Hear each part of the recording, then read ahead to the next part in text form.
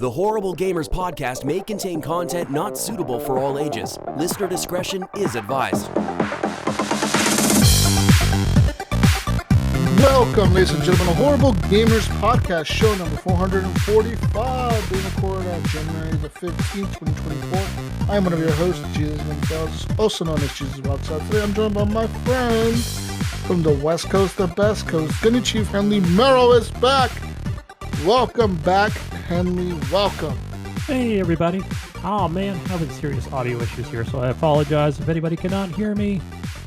No, you're fine. And from Little Ohio, the Mayo, Steve Will here is back. Welcome back, Steve. Welcome. Hey, what's up, guys? It's breezing over here. I don't know about you guys, but it's cold over here in Ohio. It's cold. It's cold everywhere. I think it's cold. It's chilly. It's chilly here, not cold. California.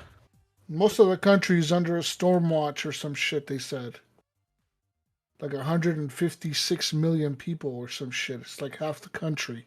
I was looking at your area earlier, Jesus. It was like the greater Portland area is going to be under this massive freeze warning. I'm thinking about that movie, The Day After Tomorrow. Yeah, that's what it feels Is like. that the man. one? Yeah, right? Yeah, that's what Jesus it feels on a- like out here. He's on a cargo man. ship. Everything's frozen. Dogs are Let feral. me tell you, it's fucking freezing out here. Right now it's 22 degrees. The other night, it dropped down to like fucking 15 degrees or some shit. With the wind chill, it felt like 1 degree or 0, they said. It was fucking cold, man. It was cold. And it's still fucking cold. And I'm glad that we didn't lose power, but a lot of people in the Portland area lost power, and they haven't had power since early Saturday morning. They haven't had power. So it's kind of like been hectic out there, dude. You know what I mean? Like, Yeah, no doubt. so Earlier today, power update. I Okay. ran, while you're looking all that up, I ran to the grocery store, right?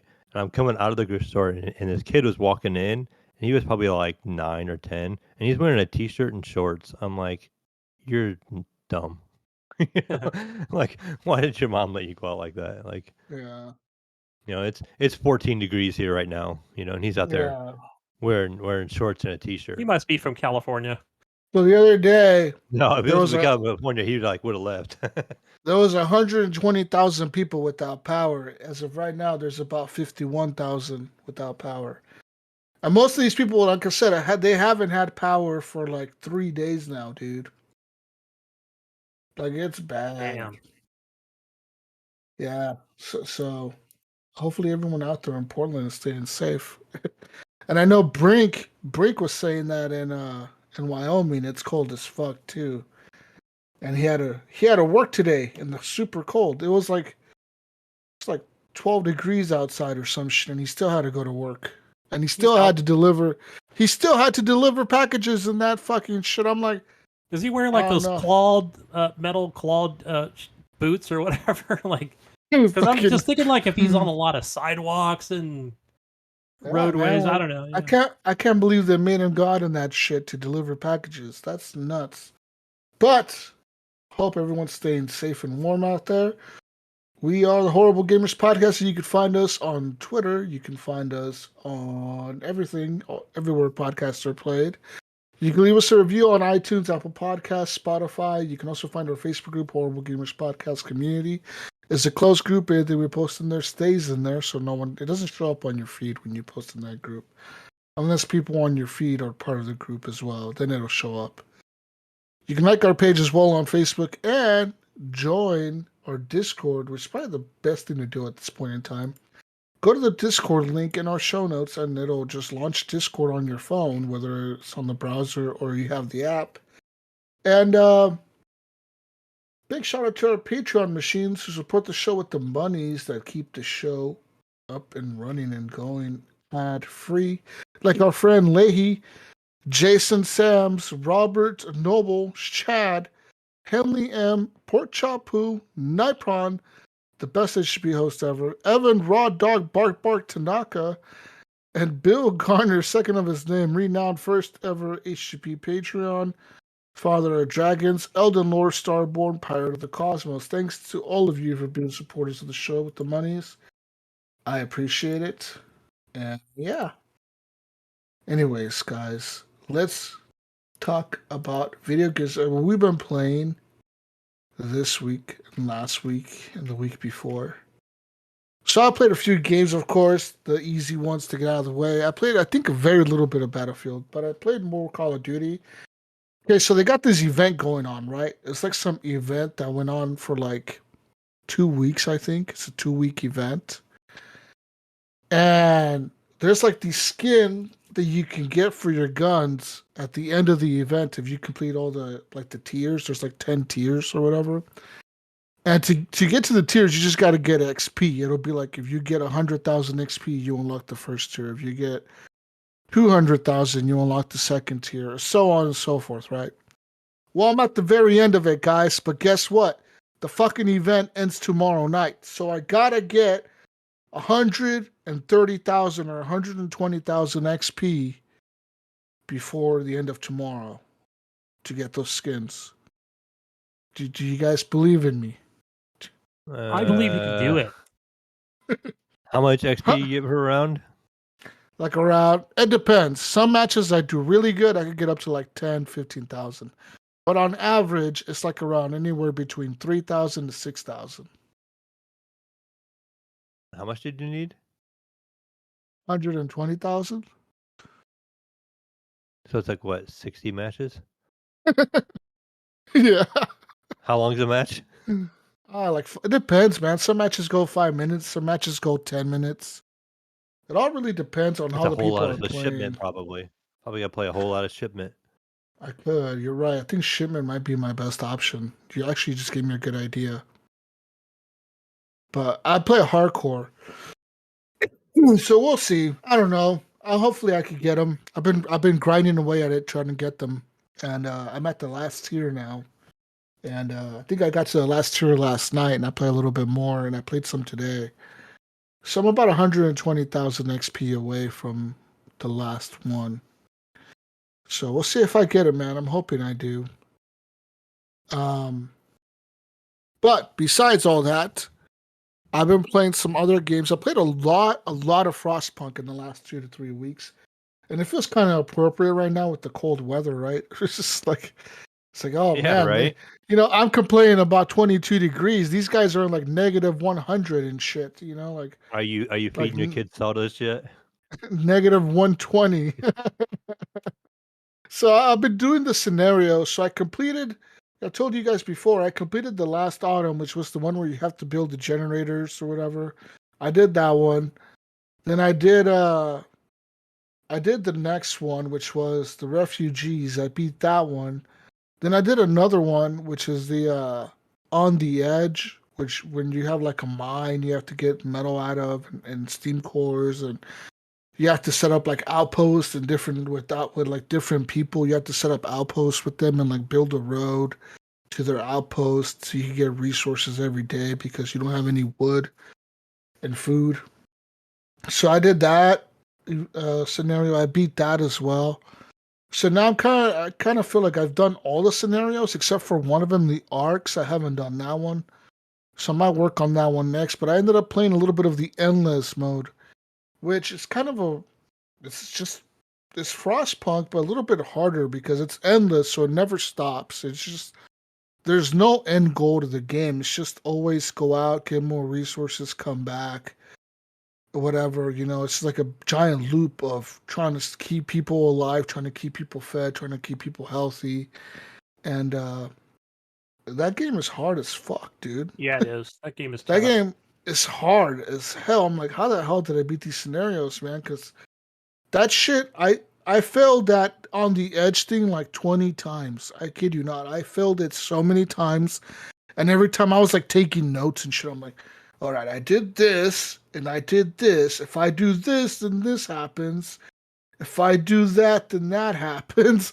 I was like fucking, like a whole fucking thing, man. Like I had notes and shit. I'm over here fucking like just going all out on this shit, trying to figure out how to beat the game, and I finally did. I felt so good.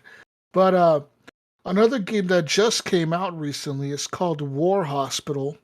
Now I think it's available on everything because I did see it on the PlayStation Store, but I ended up buying it on Steam, of course, because it definitely seems like a mouse and keyboard game. I don't know how well it plays on a controller, to be honest. I'm sure they made it like doable because they released it on there, but I don't know. Like I haven't played it myself on there. Anyways, um, War Hospital is like a okay. Think of World War One, right? You're in World War One, and you're like some I don't know, like some British doctor or some shit. You end up getting sent to the war front. But instead of being like an actual soldier, you are a guy that manages the hospital on the front lines, like in the trenches. Like there's a hospital that you set up, and now you have to manage like the people coming in that are hurt and shot. You have to do like send them to like get surgery done and then get to rehab so they can rehabilitate, and then you can decide once they're in rehab, you can decide like, okay, this guy's going to go back to the front lines, this guy's going to go back to headquarters, or this guy's going to get released from duty, and you have to decide that. You like the game is fucking hard. These guys, you definitely could tell they took like some ideas from Frostpunk because like the choices are very dark. There's nothing that's ever like a positive choice, really. You know, everything's always like, this guy is dying, but like, what do you want us to do? Like, we can either like seal up this wound and try to like give him extra medicine to help the infection, or just like let him deal with it on his own and just do the regular surgery. And it's like, do the regular surgery. Like, you know, you have to like think about it because you're like, okay, how many resources do I have? How much medicine do I have to go around, right? Because the people coming in that are hurt from the front lines never stops. That shit just constant flow of people coming in. So you're constantly thinking, okay, where do I send my engineers to work? Do I send my engineers to work at the pharmacy to make more medicine? Do I send them to make more food? Do I send them to do upgrades on the camp? You know, so you're trying to balance this. It's like a balancing act, Mayo and Gunny. It's fucking hard, dude. Is it It so? really So is. not knowing much about this game, I was just looking at it on Steam. So it looks like that top-down isometrical Yeah. look to it. But is it like Frostpunk where like you'll have like in Frostpunk you have just regular people and then engineers and kids. So does this one have anything like that where it has like doctors or Yeah. surgeons? Yeah, it does. So it has your like like physicians, like actual surgeons or whatever, and you start off with one of those. Then it also has nurses that are just nurses or whatever. Then it has medic teams, which are like the guys on the ground that transport the bodies and shit. And then it has engineers, and it has scout teams as well, and it has uh like different types of physicians. So there will be like the regular surgeon that just does like the gunshot wounds and shit, right? Like the guy who's out there like doing the Patching surgeries them for up. like yeah, like guy who's doing the surgeries for gunshot wounds on this shit. And then there's like a physician for like, oh, this guy treats them for, like if they have like shell shock, you know, like if they're just like fucking if they got sick or something or they're fucked up in the head because of shell shock or whatever, we send them to this guy. But you have to build that. You only start off with the basic surgery guys, with like the gunshot wound people. But like eventually the war keeps going. They start using different types of weapons in the war. They start using artillery fire. They start using gas or whatever, you know. So now you have chemical weapon warfare, and now you have to have a medical, like a chemical weapon, like a wing in the hospital for chemical weapons. So you have to build that wing and have enough medicine to be able to treat the guys that come in with like exposure to gas or whatever, you know. And you have to treat these guys. And there's different upgrades you can do to the hospital. So you can upgrade the hospital in various ways. You can add an extra surgery room to add more surgeons, to like hire another surgeon. But you can also add like I said, like a chemical wing, a psychiatric, like a I think it's called like a medical ward or something, like which is just basically like mental problems and shit like that. And then you can add you can add more nurses, you can add more housing for nurses to hire more nurses. But all this stuff costs this it's like a currency in the game called it's called war drafts, like war draft or whatever. So you have those, and those you have to save those up to build things up. So you have to save those up to like upgrade a building. You have to use up 3 war drafts and 400 of your supplies to upgrade the building to the new style or whatever, or the expanded wing or whatever you have to do. But the war drafts also affect like the things that you need to do, whether it's upgrades or you want to order more supplies from because the train comes like every 6 hours. There's a train coming into your station, and that train will deliver so many supplies, but you can order extra supplies. Like say, like 20 guys came in from the front line, and you have so many guys that are injured, but you can't do surgery on all of them because you're out of medicine. So you cannot, like, you can queue them up to your doctors and say, okay, I want you to take care of this guy, this guy, this guy. But the doctors will say, like, hey, we can't take care of him because we have no medicine. Like, there's no medicine to do surgery on these guys. So you can order extra supplies with those war drafts or whatever. And it also costs it costs resources to hire people too. So just because you expand the hospital to have like a new wing, like a new operating room, right, for a new surgeon, doesn't mean you'll have the staff, like there's staff hiring points or whatever. It doesn't mean you'll have enough staff hiring points to order a new surgeon to come in, you know?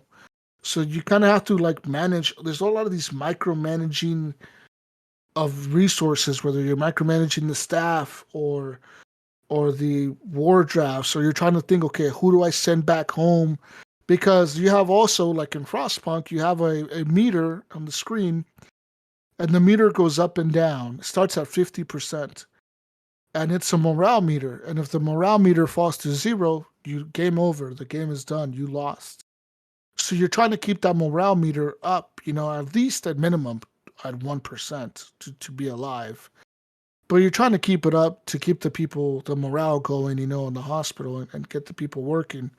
But there's all kinds of shit, man. There's like a tired meter. Like if you work your medic teams all the time, like 24 hours a day, they will get tired and they'll get exhausted. And they'll get exhausted to the point they'll collapse or whatever. And when they do that, then that means that they have to go rest for like 24 hours. Like they can't do anything for like a whole day. So they're kind of useless to you for a whole day, which sucks because if that's the team that you had transporting the sick people to the surgery room, guess what? Ain't none of those bodies getting transported to the surgery room. So now you got all these bodies piling up in the trauma center, you know, and you can't transport them to go get surgery. What happens? They start to die in the surgery tent or whatever, in the medical tent. They start to die because there's not enough space or whatever, you know, or they don't have enough treatment there to be saved or whatever. It's an interesting game. It does have a little bit of bugs because it is a new release, but I actually kind of like it and I kind of want to figure it out. But it does have some bugs because it was like earlier today I was playing, and I mean I had everything going pretty good, and like, you know, you see like the little ambulances come in from the field. There'll be like these little trucks that drive in to your base. And then your little medic teams, they run up to them and they grab the body out of the truck, right? They grab like the people that are shot or whatever out of the trucks. Well, for some reason, they just stopped doing that. They just stopped grabbing bodies out of the trucks. I don't know what the fuck it was. I was like, I have enough people working. I have enough beds. Union Like, strike? What's going on there? What's going on? Like they just stopped grabbing the bodies out of the truck. So next thing you know, there was like 1 ambulance, 2 ambulances, 3, 4. Now and then I had like 7 of them lined up. I'm like, there's 7 fucking ambulances lined up here, guys. Come on, we need to get these dead fucking guys that are shot on the fucking, you know, onto the surgery table. Like, what are you guys doing? They've given up on life, I think. Maybe they just gave save up. lives. Yeah, maybe they just gave up trying to save lives. I don't know. Like it's never ending, you know? But yeah, man, like the game also has some like moral choices, kind of like Frostpunk, where when you send your scout team out to like an area, right, you could pick up like somewhere for them to go on the map. And they go there and say they go to a village. Sometimes they'll run into like some villagers in the village and they'll be like, hey, we ran into these villagers and we think they're hiding something. What do you want us to do? And you could be like, why don't you try to help the villagers out? And maybe they'll like trust you and tell you what's going on. Or you could just be like, no, beat the shit out of the villagers and find out what they're hiding. So you kind of like choose what do you want to do? Do you want to be a real ruthless person and just fucking beat the shit out of all the villagers around you and shit? Or just pillage and burn it down? Yeah. So or does it also cool like pick up medical supplies? Is that something that they would bring back? Yeah. The scouts like bring back. Yeah, they'll bring back prisoners and they'll bring back like other medical people or whatever. Like sometimes they'll rescue some doctor in the field or something and they'll bring him back to work for us.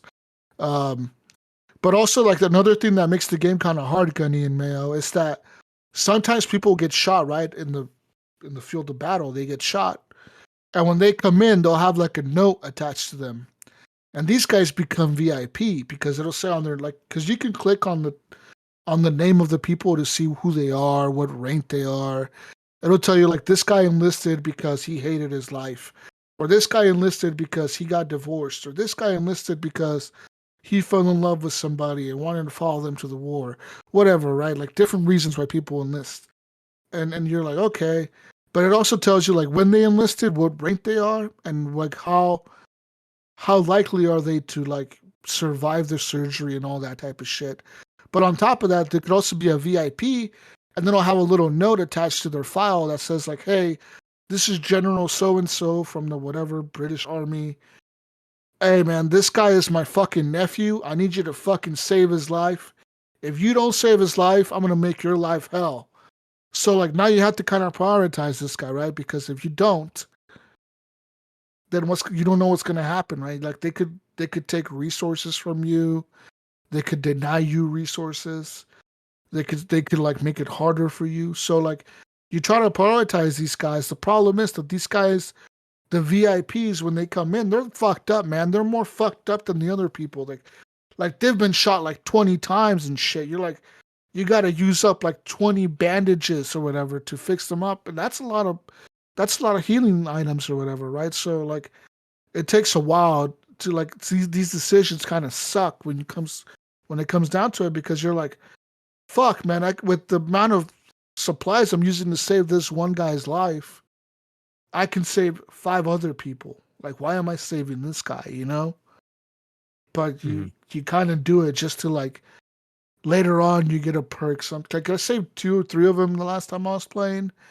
And like when I sent them back out to headquarters or like back to the front, I got like a letter from them saying like, hey man, I appreciate that you saved my life and I talked to my dad and we're going to give you some more supplies. So for like, they send me like extra people I can hire, or extra like war drafts or whatever, you know, or extra medicine. They'll send me extra shit. Or like another guy, I send him to the field of battle and then he came back shot again. And then I send him back out again. And then his brothers enlisted and they're like, hey, yeah, we appreciate you saving our brother's life twice. And so now we join the military and we want to be medics. Even Private Ryan. We're like, oh, okay. Yeah, no shit. Literally, this guy got shot twice. Like, he was fucked up the first time. I sent him back out because the general was like, I really need this guy in the front line. He's like a real badass. He held off like... He held off like 30 people or whatever, like by himself. He was the last guy standing and he killed 30 of the Germans. And I'm like, all right, guy, chill. I'm gonna patch him up. I'll send him back out. Can't so give him a Purple Heart and send him home. Damn. Yeah, I could have, but no, like I need to send him back out. So I send him back out, and then like fucking 7 days later, here he comes back, all fucking shot up again. I'm like, what the fuck, dude? You got shot up again, man? Like, what the hell, dude? He's all fucked up. And then sometimes you can like upgrade your hospital to be able to amputate people. And when you amputate people, it uses up half of the regular resources it would to operate them. So there's the regular operation, say it takes 8 bandages or whatever, or 8 medicine supplies to do surgery on this guy. When you operate, it cuts the surgery down to 2 hours, and it cuts that supply goes down to 4 because now you're using half of the supplies and way less time for your surgeons to operate on this guy, you know? And the time is critical when you're looking at like how long it takes to do surgery on people. That's all critical shit because like I told you guys, your crew and like your surgeons and everyone that works for you, including like your engineers and everything, there's like an exhaustion meter. They get tired. So like if you overwork your surgeons, they will just collapse and they will not be able to work for like 2 days. So you don't want to push them to the brink of like, oh, I'm going to push this guy all the way till he collapses because you can't, you know, like you shouldn't be doing that. You know, if it means letting the people sit there and be in pain for a little bit longer while your surgeon rests, then you should do that. So it's kind of a different type of game, Gunny. I don't know if you would like it or not. I don't know if you like Frostpunk. I know I did. Oh yeah, I love Frostpunk. I don't play this It's much. an interesting game. Yeah, but it's an interesting game, man. Check it out if you're if you're into like I did put that on my Frostpunk. wish list. From the pictures, it looks good too. At first, I pictured it as like a cartoon type game. Then I looked it up, and you know, it's a No, it very has more of serious a game. it has Yeah. more of a Frostpunk style kind of, but it doesn't look like Frostpunk. Looks like an old school like Company of Heroes or something, but I know Yeah, it's not that kind of game. It's not an RTS. It's all World War One, and like the thing is, when there is a battle, there'll be like a little cutscene where it shows like the battle going on, and that shit is kind of lame. Like the graphics are kind of bad on that. Like it's not even the same style of graphics. It's like a cartoony, like still images and sounds and shit. Oh so it's yeah, not really that's what they that do in good. early access. So I was like, we'll see. I don't know. I don't even know. Is this game early access? I don't think it is, man. I think. You know, I was looking at reviews. It's got like a mixed right now. Yeah. Like I said, so that I just assume. Yeah. Does it say? Doesn't say it is, or at least I don't see where it says early access. Yeah, I don't think it is. Anyways, but that's pretty much what I've played, man. I've played a lot of that game, a lot of Call of Duty, World War a lot of I. Frostpunk, and a lot of other shit. So, I played some more Avatar. Yeah, how's And that I going? thought- I haven't touched that game. I finally got my little bird creature thing or whatever, which that opens up the game a lot because when you're first in the game, you don't have that bird creature for like a long time, and then when you finally get him, you can really go anywhere now. Like the map is huge from the beginning, but once you get that bird creature, you're like, oh, okay, I could just call this motherfucker and he'll come and swoop me up and we'll flying anywhere I need to go, right? And you can shoot from your bird creature. You can shoot your gun, your bows and arrows. You could jump off of him too, like in the middle of the air. You just jump off of him and like jump onto a helicopter and start fucking meleeing the helicopter and shit. You can do all kinds of crazy shit in the game. But it's a lot of fun, man. The game it's very good looking. That game, every time I play it, I'm just like walking around. I'm like, God damn, like this is beautiful. Like all the plants, all the like they did all that shit they do in the movie, guys. Like all the little bioluminescent shit, you know, where like the plants are glowing and the water glows and the caves are glowing and shit and the fucking flowers and the algae. Everything fucking glows in the game, right? Like blue or green or red or whatever. And like that shit is cool as fuck. When you're running around the jungle, you're like, whoa, that's super cool. One thing that did happen to me though when I was getting my stupid bird creature, okay, so you have to do like this trial, like some fucking rite of passage or whatever the fuck to get up to get your creature, right? You have to do like this rite of passage because you're like tail and its tail. Then in the movie, didn't they have to like kind of like tame it? They have to like ride it for Yeah. so long. And it yeah. So You yeah, put you your have tail to in its you tail? have to do that. Yeah, you have to put your tail in its tail, but you also have to like you have to get to it. So you have to climb up this fucking like you go to one of the floating mountain things or whatever. Then you start climbing up it. And you keep going up and you keep going up, and then the motherfucker you see him, and then he flies away from you. Then you got to keep going higher. And then keep going higher and higher and Like higher and Monster higher. Hunter. Okay, Gunny, listen, I got all the way to the top. I'm at the top of this fucking floating rock mountain shit.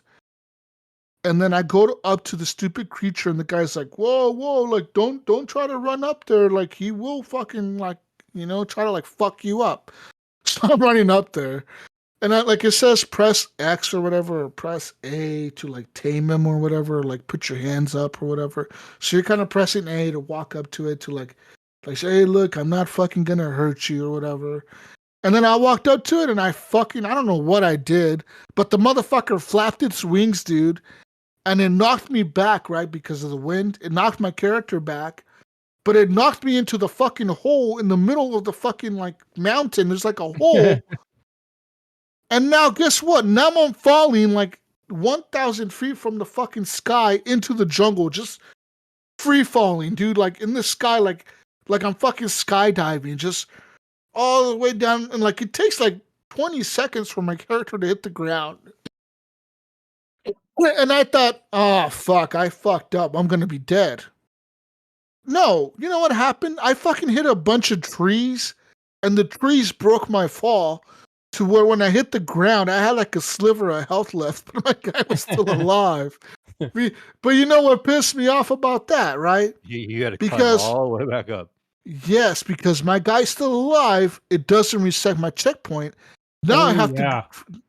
Okay, now I have to find where the fucking entrance was to this stupid fucking mountain, because it was like some super secret fucking entrance to get up there in the first place.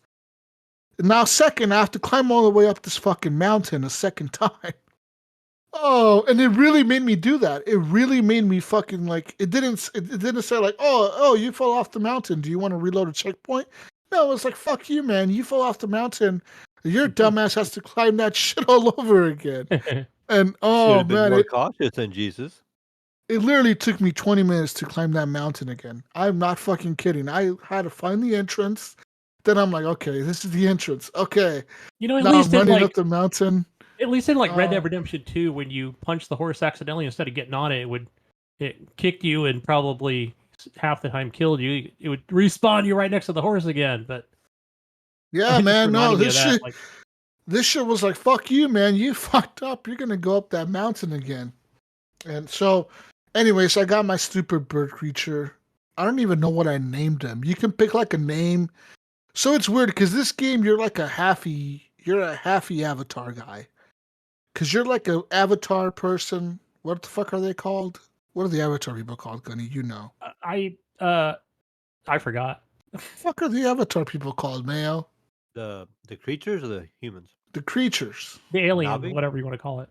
The Navis, yes. You're a Navi. Yeah. I was going to say Avon. No, I forgot. Avon. I know. Listen, you're the fucking... The only reason I know that's not it. I was like, nope, that's not it. You watched it last week? No, you mentioned it last week, and I was like, oh yeah, that's what they were called. No, but I was thinking of the hybrids too, the human/alien. I don't know what those are. But anyways, in this game, you start off as a little Navi, like a little kid Navi thing, like a little alien Navi kid thing. But you're being raised by the humans to learn the human ways to become like an ambassador for the humans to the Navi people. So you're kind of like a fake Navi. Like you're a real Navi, but like you were taken as a baby from your tribe and raised by the humans or whatever, right? So in this game, like the Navi don't really like you, but they kind of have to like you because you're part of this tribe that got wiped out that were like super cool or whatever. And they're like, oh man, you're one of them tribe. I think they're called the storytellers or some shit. Oh, you're one of the storyteller tribe people. Whoa, man. And then like, oh yeah, bro, no big deal. I'm one of them storyteller tribe people. And then like, okay, then you get your stupid dragon. Okay, and then you're flying around the skies and fucking shit up.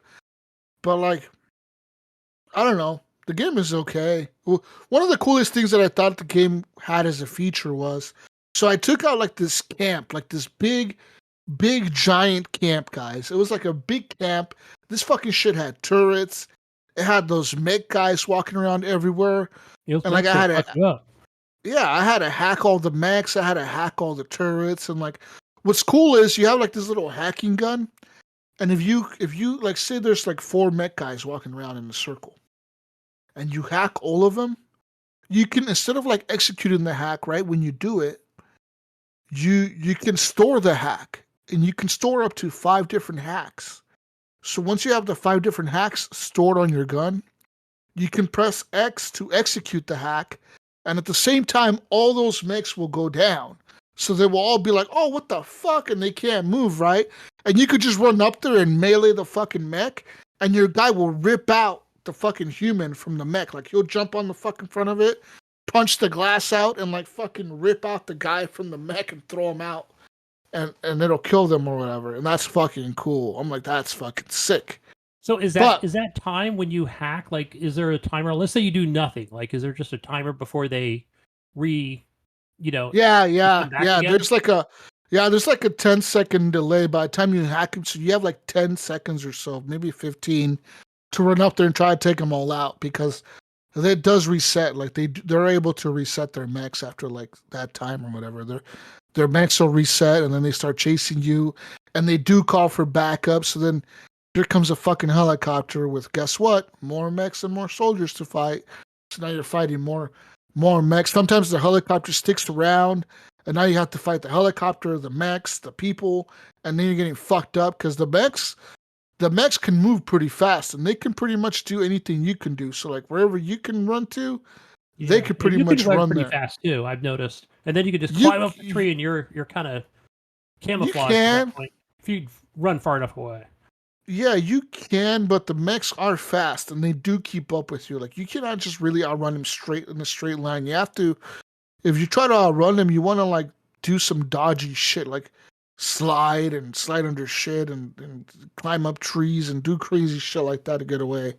Um, but like I said, this base, right? It was like all pristine and shit looking, and I took the base out, right? I killed everyone in the base, and then I blew up the tower or whatever the fuck they were doing, some fuel depot. So remember, like I told you guys before, everything was dead around the base, right? Like all the trees were dead, the animals were dying. So when I did that, you see all the plants kind of come back. So then I left, right? I did some other missions or whatever. Then I came back through that area. And when I went through that area, I noticed that it was the same base. I'm like, holy shit, I've been here before. I'm like, that's that base that I took out. But the base was all covered in plants. Like, kind of like if you remember like the Jurassic Park movies where like the plants are taking over the walls and shit. Like there's plants growing on the walls, and like the vegetation's overtaking the building. That's what it looks like now. It's all fucking broken down, and like the vegetation took over the building. I'm like, oh, that's pretty fucking cool, man. Like that's a cool little feature. That's like very unique. I like that. It's very cool. So just little touch, like little quality of life touches like that are pretty neat in games. I thought that was kind of cool in that game. Um, but yeah, man, like I said, there's not really a lot of complaints about the game. It just feels like a Far Cry, except you're a big giant blue fucking alien guy, and you will fuck the humans up if they fight you like a little soldier guy. They really can't really kill you. I mean, they can if there's a bunch of them, I guess, but mostly the mechs are the ones that you should be afraid of. The mechs will fuck you up, but the people, you could kind of outrun them, dodge them, fuck them up, and punch them and send them flying across the fucking land. So that's kind of cool. But yeah, I look forward to playing more of that and flying around my dragon thing or whatever. What the fuck ever it is. It looks like a dragon because it's red. But I don't know. But like I said, you can name your creature, and it has like a list of names. And it's like weird, stupid names like Storm, Shadow, fucking what else? Give me something stupid like that. Fucking Lightning, Thunder, fucking names like that on the right, like the human names. Yeah. But on the left of those, on the left, they have it written out like the Navi names. So you're like, what the fuck? Like, which one do I pick? I picked some Navi name. I forget what the fuck it is, but it stands for Storm, I think, is the one I picked. And then I made my dragon thing red. So I was like, the guy in the movie had a red one. I want a red one. Yeah, because the red one's like the coolest. So that's what I wanted. So yeah, I'm gonna play some more Avatar eventually. And it I does should get into support that. ultra wide I'm and more like everything. that action type game. It is. It's pretty cool, man. You get a lot of like they got a perk system with the perk points, and then like once you get a little flying creature, you can put perks for that thing. Um and all kinds of crazy shit and like yeah, and if like say you jump off a cliff and you're falling down a very long way, you can call for your bird in midair and he'll come swooping in and like catch you in the middle of the air. Kinda like some Tom Cruise type shit, you know? It's pretty cool, man. Nice. Uh, but yeah, that's all I've been playing is that. I played like one round of Dead Cells last night, and I don't remember why I don't like the game because then you die and then you have to start over. I'm like, this is why I don't like this game as much. How But how far yeah, did you make it? I don't know. I made it to the boss at the end, and then I fought him, and then I killed him, and then some What other boss? stupid little, some guy with some arrows, some bow and arrow. He was called like Uh Elite. All it said was Elite on him. I don't know. oh, he's just a regular enemy. That's not a Oh, was boss. he? Oh, I don't know. I Yeah, fought those him are and just fucked him elites. up. They will drop a little necklace for you that you can have like a couple scrolls on it. Like I think on a like early level game, it'll give you like one scroll. And it'll have like a Yeah, perk, like you'll have like a maybe fire when you do a ground pound, or if you'll make poison when you dodge or something like that. Yeah, so that's an elite. yeah. Yeah, that's all I played, guys. What about you? Since you were talking about it, I played a lot of Dead Cells again. I've been continuing to grind away at that game. That game has just had me hooked for a while. You were I did streaming some that several nights in a row. I noticed on yeah, Steam yeah. I've been playing. I've been grinding through it now too on because Discord. I was stuck on 2 BC for a really long time. I haven't played it for a while, and then Leahy started playing it, and it kind of got me interested in picking it up again. They had some new content and some free content, and so I started playing it again and got the free content, got some of the new weapons. I kept playing it, kept playing it. I'm like, man, I really want to get past 2 BC. So then I started doing some research, and I kind of learned like the method, like the path you want to take per se, because each boss cell level after you beat the game Jesus, it gets harder and you get less health in between your levels. And Yeah. so like where I'm at now, you get no health between levels, so it's just zero health all the way through. You get the one jar you have, and that's it. So you have to like find food. So you kind of pay attention more to where the food is hidden and try to use it like smartly. Like if you got full health, you can leave it on the ground and complete the rest of the map. And if you take damage later, you can warp back and go pick it up, instead of Mm. just selling for cash. But I found then there's like a couple levels in particular that have food shops like built into them, so you could go in and you could basically for 6,000 coin fill 65% of your health. So that kind of helps. If you go that way and you can keep 65% of your health before you get there, you can get yourself back to full health without using a flask and then work your way there. So then after that, it just became like learning the boss fights and continuing to play those and just fighting the same bosses over same route over and over and over because you can take different ways. And I've just been sticking to the same one, fighting the same bosses, and then just learning their patterns so I don't take as much damage at all. Going through them, I can pretty much fight the first boss, like the concierge, without taking a hit every time now. And that's like even no matter what difficulty it is, pretty much just know his Mm. pattern and stuff. And then the timekeeper, if I have like a shield or whatever, he's pretty easy to kill too. Like, and that leads you in the last level against the last boss, and he's always a hectic fight, but I did beat 2 BC, got to 3 BC, and everybody was saying that one's kind of like 2.5. Really, it's not that much different from 2. And I was able to get through that one pretty quickly, and then a few runs later, I was able to get through 4. So now I'm actually getting ready to start 5. 5 is the last BC level, and it opens up new content at the end of the game, which I have never seen. I've been anxious to see after having 300 hours in this game.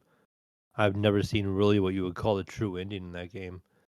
So it's like, oh yeah, I can get into it. But when I finished it on 4BC, the normal boss you kill at the end of the game, he just drops a note, and he's supposed to give you a boss cell that unlocks the fifth one, and he's just like, go see the giant. So basically, you have to start a game over again, and you have to go fight the giant instead of the last boss. So he's in a completely different area. So you have to take a different path and go kill this guy to get the last cell, and that'll unlock the fifth cell. So I beat the game on 4BC, but I didn't get the cell that I needed to move on to 5. So now I got to play it again and go back and kill the giant, which I don't know that pattern as well.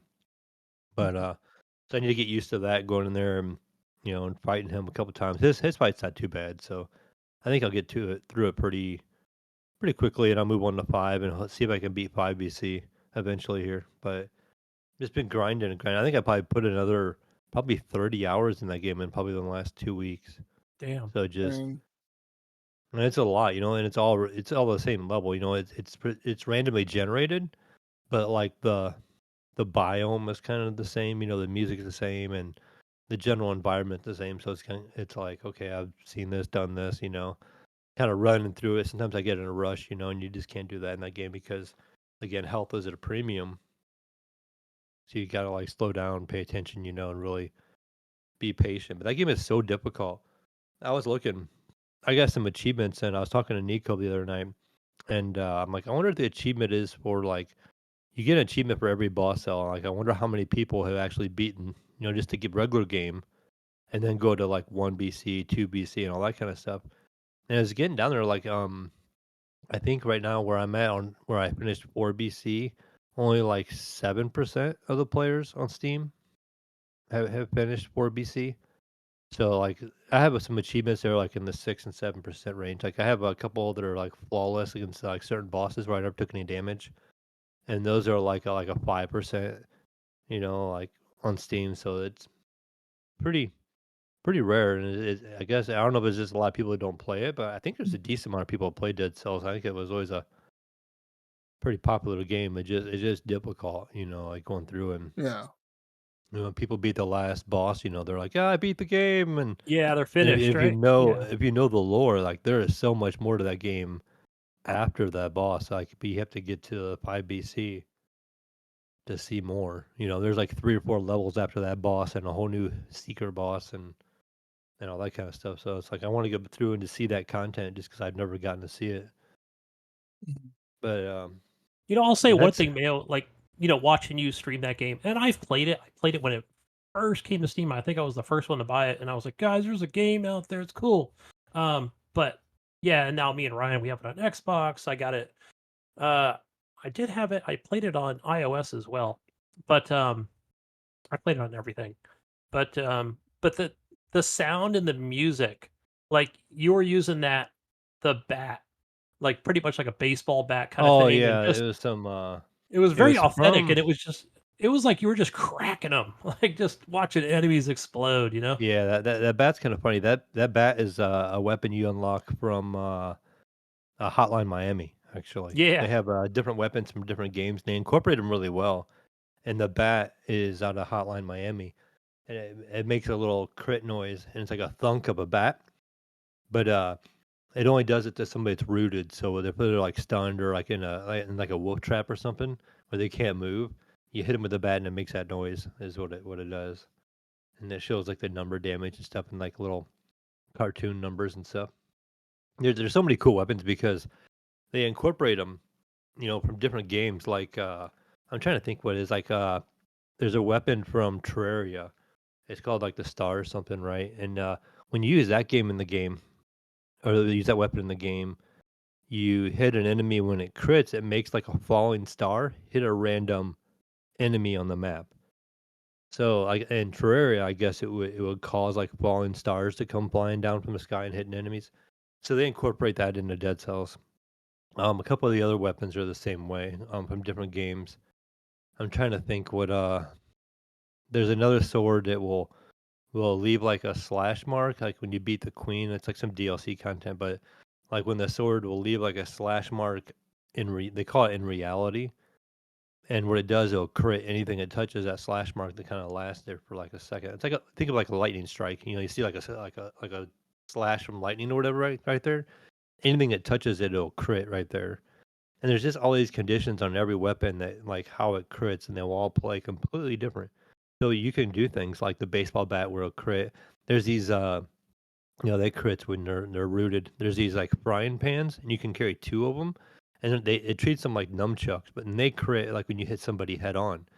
So if you roll behind them, whatever, it doesn't crit. So you want to just come against face to face with enemies and do it that way. And then there's like the Belmont's whip from Castlevania. Um, there's stuff done there. Even in that, when you go to the Castlevania level, if you have Belmont's whip, you can hit the candles in the background, and it will drop items. It drops little hearts. I don't know what they do. It's not health, but it'll drop little hearts like in old school Castlevania. And Oh, I remember that's the those. Yeah. only item in the game that would do that in that level. So if you try to hit him with any other weapons, it won't activate that. That's just part of the background. But if you have that whip, you can hit those, and it'll drop little items, which is really Maybe an cool. Easter egg, right? Because I know in Castlevania you actually gain health from collecting those. Yeah, and then I mean, there's just like I said, there's so many Easter eggs and so many nods from other games because it literally has a Konami code. It'll give you a weapon, the whole up, down, left, right, and then A, B. I don't think you have to hit select and start, but um, it'll give you this weapon, and you hold it in place. And it's like a ball and chain, like a mace. And if you move your analog stick, you swing it around, and you can hit everything around in it. So it's like a little ball and chain. Kind of hard to use, but yeah, so many weapons, so many items, so many different synergies you can get going. When I did beat it finally the one time, I had such a good run going. I was coming in, I was really strong. I had almost everything in brutality, and I got this weapon that it basically crits when you take damage, and the crit is really high. So it'll last for like say like the next 8 seconds after you take damage. So like when you use it against a boss, he hits you one time, you crit for like the next 8 seconds after that. But then there's this perk you can put with it. It's a mutation that you can do. If you take damage, you do like 80% more damage, and you receive 30% less. So if you have that equipped on top of that weapon, Like a it berserker almost. you're already getting a really high crit from the sword already critting because you took damage.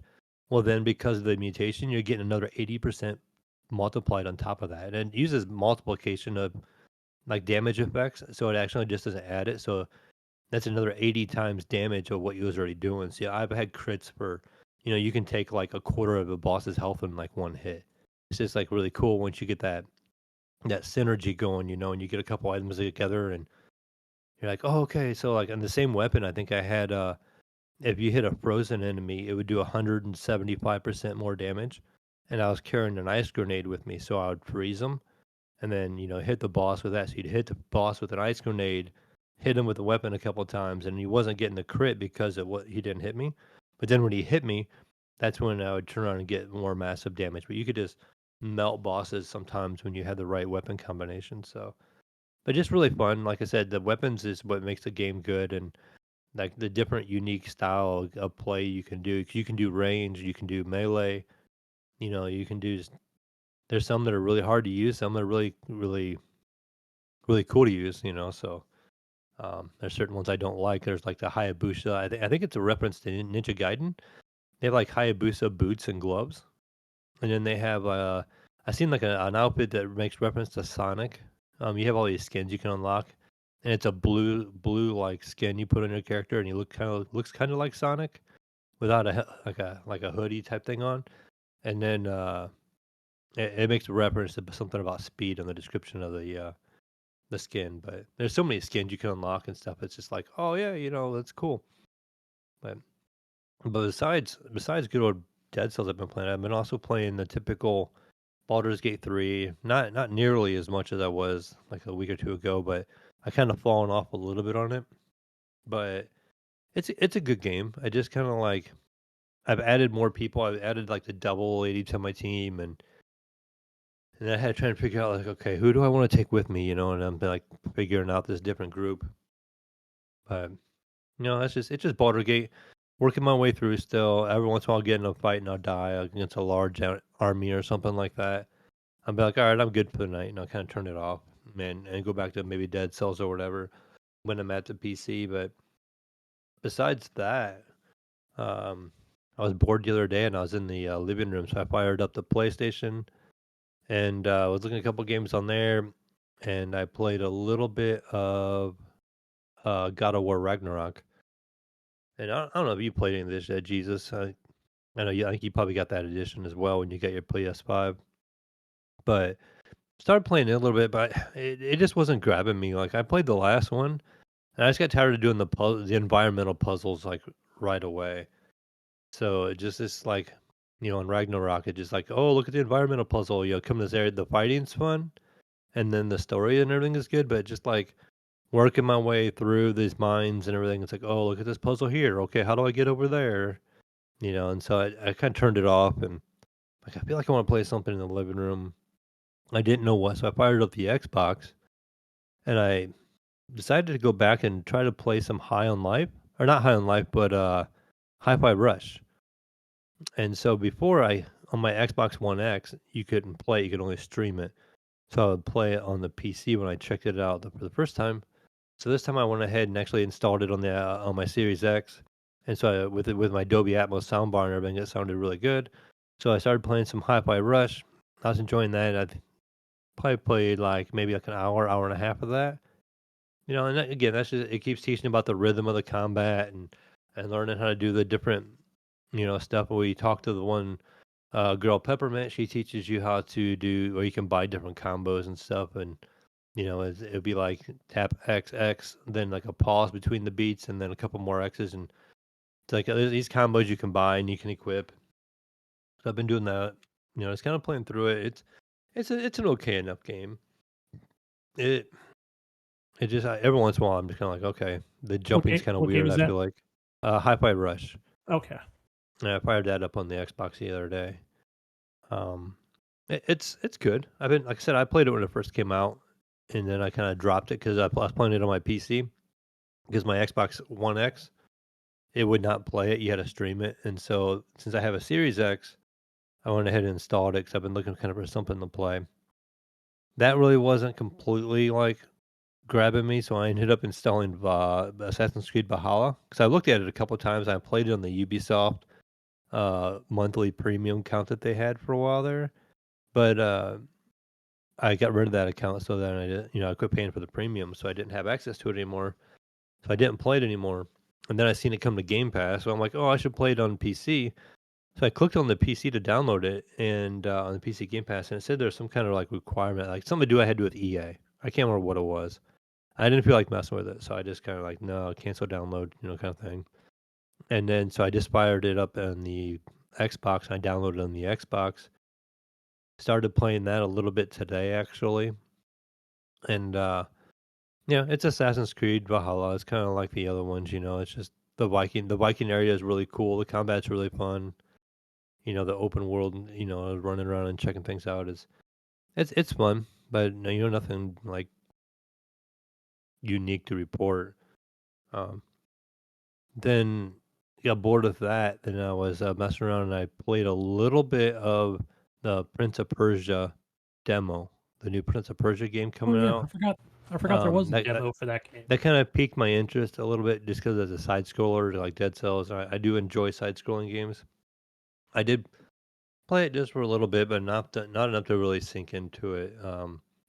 If you are looking for right now, Gunny, you do have to get it on the Epic Store, and they do have a free demo if you kind of search for it. They don't really put it out there for you, but I was there gonna is a look on demo for it. Xbox if it was on Yeah, there. there is one on Xbox as well because that's where I played it. But that's a good looking game for like a side scroller, and it's just your typical, side scroll, and you hit X to attack, and there's a dodge button, and then there's a heavy attack and a range attack. But it's just a side scroller that you can. There's different levels where you can find hidden paths, which on the demo they kind of had them locked out, where they wanted to keep you there on a more linear experience. They said, and they keep it spoiler free. Which was kind of neat. I've never really seen them say that on a demo before. We're like, hey, we're gonna do this. The game's gonna be a little more linear than what it actually is, but it's gonna keep the game from having too many spoilers for you. So they kept me on this dedicated side-scrolling path where you couldn't really drop down and do any of these other hidden areas or nothing like that. But I mean, I think for the most part, that's probably like all I played. I didn't really play anything too crazy, besides Dead Cells. Like I said, just getting into the higher BC level stuff, and hopefully by next week I'll finish 5 BC and have that new boss that not too many people get to see and fight him and stuff. So I that's don't the see a hope. demo on Xbox, so I'll just go ahead and get it from Epic. Yeah, I do know it's on Xbox, 'cause that's where I have it. Yeah, it's But on there. I just don't see the demo. yeah, I can't remember what I did too. So I searched it and it wasn't showing the demo. I think I had to go under free games maybe on the Xbox store, and it was under there Okay. because I quit looking, and then I was kind of scrolling through the store, and then I seen it, and I'm like, oh, here it is, and so then I downloaded it from there. Like I said, it's not real out there, and that game comes out really soon, I believe. I want to say in the next couple weeks, maybe even in the next week. But like I said, it's a good game. It has that Fortnite style graphics for the animation, like the characters look kind of like that Fortnite cartoon looking way, but the environment and everything looks really good. And I don't know about you, Jesus and Gunny, but I'm not a big fan of the way that like that hand drawn cartoon character like almost look to him. Like Yeah. Fortnite, kind of like it's like I don't know how you describe it. Like it's not cell shaded, but they have that unique cartoon draw to them. Where I'm like, that right away was Yeah. like a strike to me. I'm like, eh. But I see a lot of games doing it nowadays. It looks like a lot of stuff from Yeah. A lot the of stuff Game on Awards Epic like that too. were going to that art style.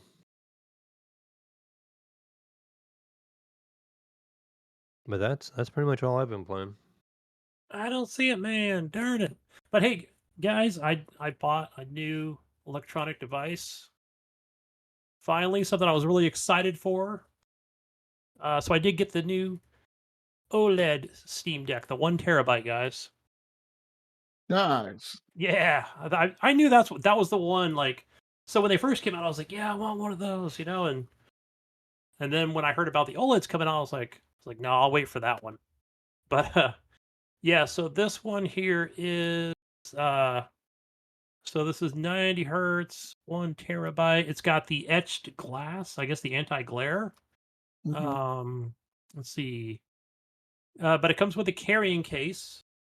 And I don't know what the other stuff is, like where it says like Steam profile bundle, exclusive startup, and exclusive virtual keyboard thing. So I have nothing to compare it to since I've never had a Steam Deck before, just from what I can see, watching it on YouTube or whatever comparisons and stuff. But Hmm. um yeah, so right off the gate, it's like you just play like your fucking Steam games on there. And I guess there's from what I understand, like it'll just show games like, hey, these games work great on the Steam Deck. It'll show like 50 in my library, right? They could be super small titles or the ones, regular indie titles.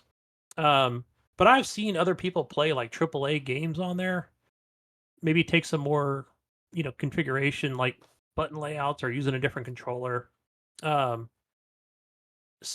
but yeah, the one thing I've just been playing like a lot of is like that game Brotato. Oh Like yeah, I picked I have that game on the Switch. so I think it was like a bundle, Mayo. I could be wrong. So I bought Brotato and Death Must Die, and I think it was like not even $10 for both of those games. And so one of the games I always keep going back to is Brotato. Like, so I think now I've got like 7 of the characters unlocked. Yeah, it's weird how you unlock the different characters. And they have like the one guy with the patch over his eye, and then I can't remember which ones I have. I have probably about that many as well. I didn't play Yeah, it a lot. I played it on the plane ride to Arizona when I did our trip to Arizona. I was looking for something to play, so I bought it on the Switch, and it was like maybe like $3 or something like that on the Switch. And so I picked it up, and it's basically like Vampire Survivors Jesus, where you just walk around and it auto attacks, and you get like money, and in between rounds you can do upgrades.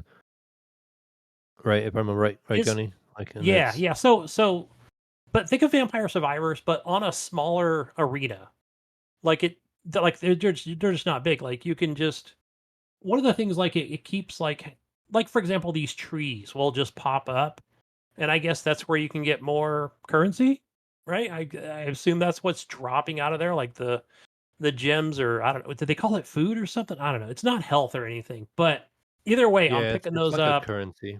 You are picking up the currency like once you kill an enemy, and it's just like a one kind of currency, right? So so you picking those up, and you want to, especially in the beginning. One thing I've noticed, like you want to pick up as many as possible, so you can. Their enemies are not hard, so you can get as close as possible, whether you're a ranged or a melee character. Because I think they're only like what 15, 20 seconds, maybe 15 seconds for the first couple rounds. Yeah, Uh, something like that. first several, it's really quick. So, and some of the things that drop are like they will drop those little boxes too, and I think that's like an extra kind of a perk or an item that you can pick up, and you get the choice too, which is cool, right? So it'll say like, "Hey, do you want to keep this item or recycle it? What do you want to do?" But outside of that, like once you do complete a level or a wave or whatever, then it will go in and say, "All right, well, choose from any of these like 4 or 5 different. They could be weapons, they could be like other kind of perks, right? So, or you can re-roll it, right, depending on your currency. Um, and I think even like it doesn't matter what character you choose, right? The kind of the default is like he's called the well-rounded character, right?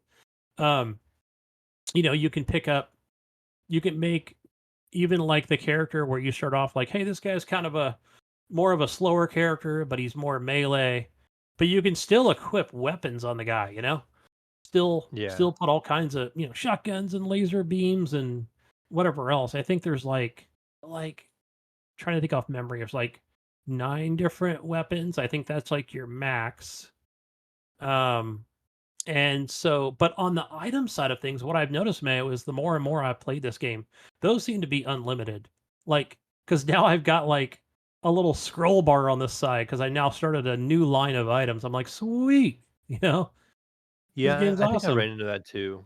Um, it's been a while now, but I remember it being able to scroll like you just get so many weapons.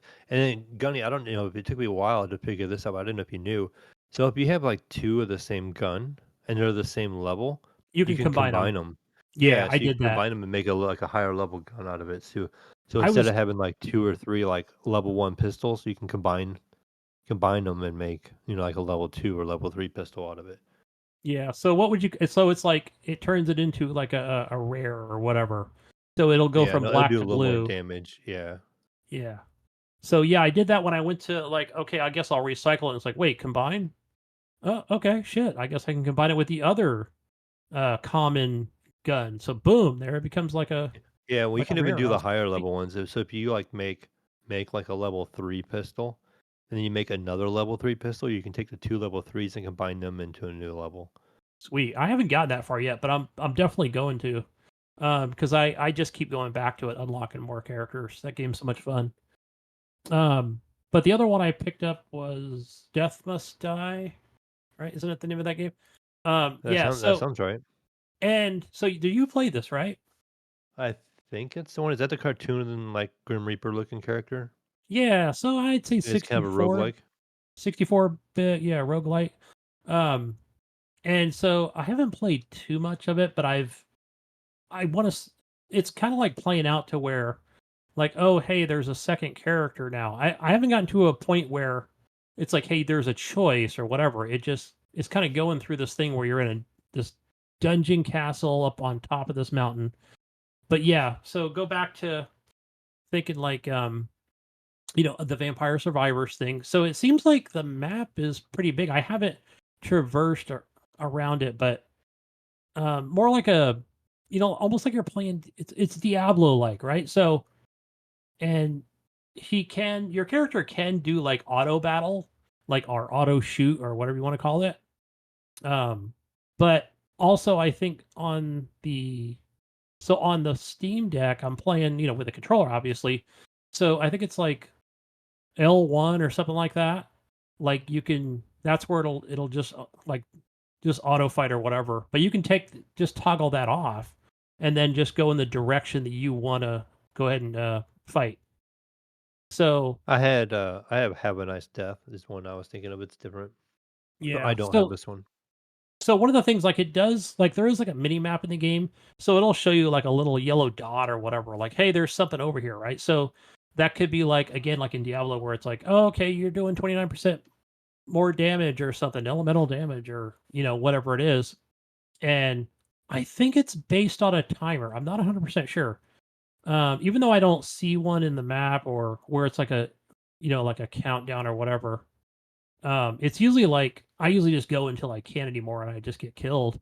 But then, somebody will show up on the screen and be like, "Oh, hey, like you just think you're a real badass, like here, try this on for size," and then you get like again with the rogue situation where you're like you get to choose from 4 different items, like more melee damage or leave a stream of fire behind you when you dodge, stuff like that. So, and then they'll usually just send out like a kind of like a big knight will start chasing you, and you can only run so far and you got to keep dodging.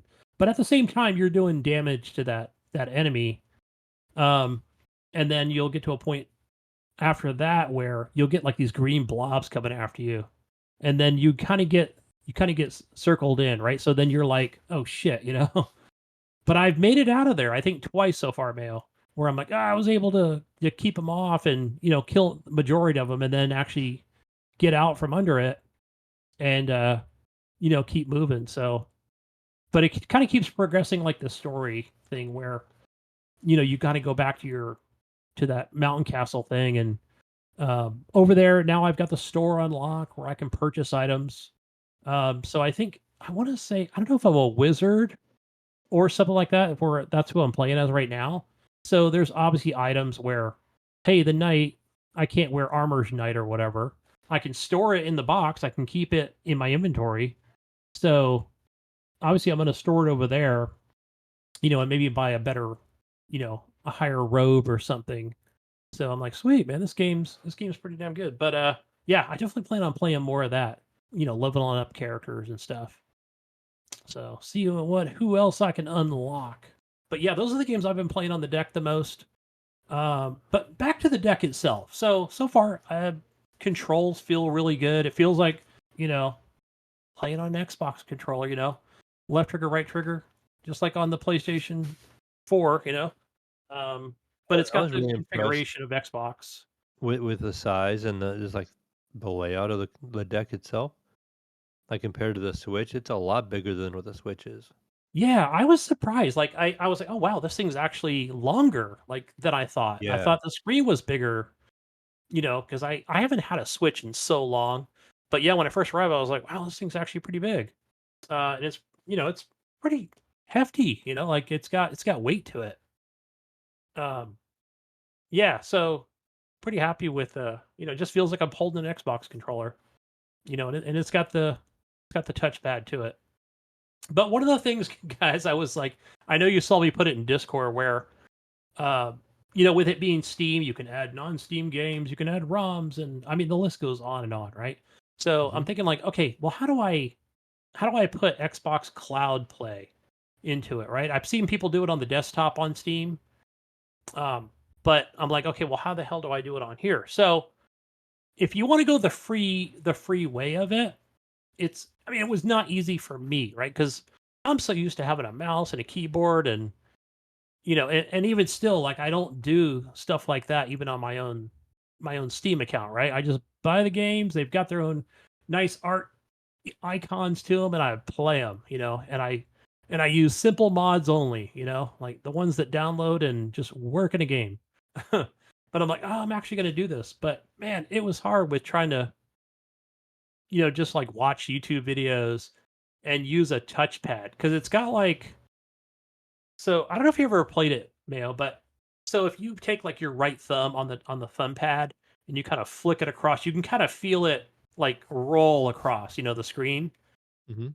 Does that make sense? So it's like I don't know. I didn't use it. I only seen my boys and it was turned off, and so I never actually tried using it. it's got like a little rumble to it, right? So if you kind of like, you give it more movement, right? The more it's gonna move across the screen. Um, So yeah, just like I feel like I'm trying to like ice skate for the first time or something. But best way to describe it. So I'm like, all right, so what's the free way to do this? So the free way was, crap, I think it was like I had to download the browser first, which was like Edge or whatever. I probably could have done it with like this default one, the Mozilla one, but either way, so do that, and then it was, shit, I even forgot like the next steps to it of what it was, but basically it was like you got to download Proton or something, like make it compatible, and you got to do like copy and paste this text that this guy had, which would which you actually need for it to actually run in the directory, uh when you do install it on Steam. But the other thing I kept getting confused with, Mayo, so on this Steam Deck you've got, and I'm just going to look at it right here, so it's got like a gaming mode, right? Hmm. Which is like, the game mode is just more like just how it looks on the screen. Everything is just there. There's no like windows or anything outside of it. But I'm just going to hold down the Steam button because sometimes I can do that. So, or if I just hold down the power button, I can switch it to the desktop mode. So, and I guess like in the desktop mode is where you can do a lot of that background stuff.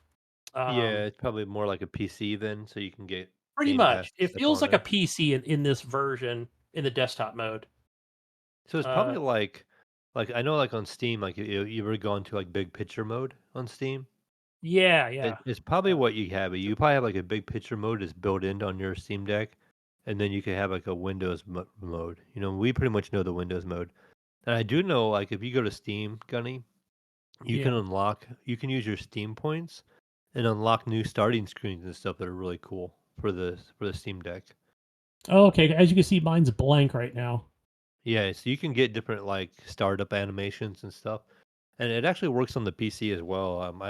Accidentally the other day I had my Xbox controller hooked up to it, and I hit the Xbox Dual up on the top, and it switched my Steam to the big picture mode, and it gave me this crazy little animation at the beginning. I'm like, oh, what the heck is this?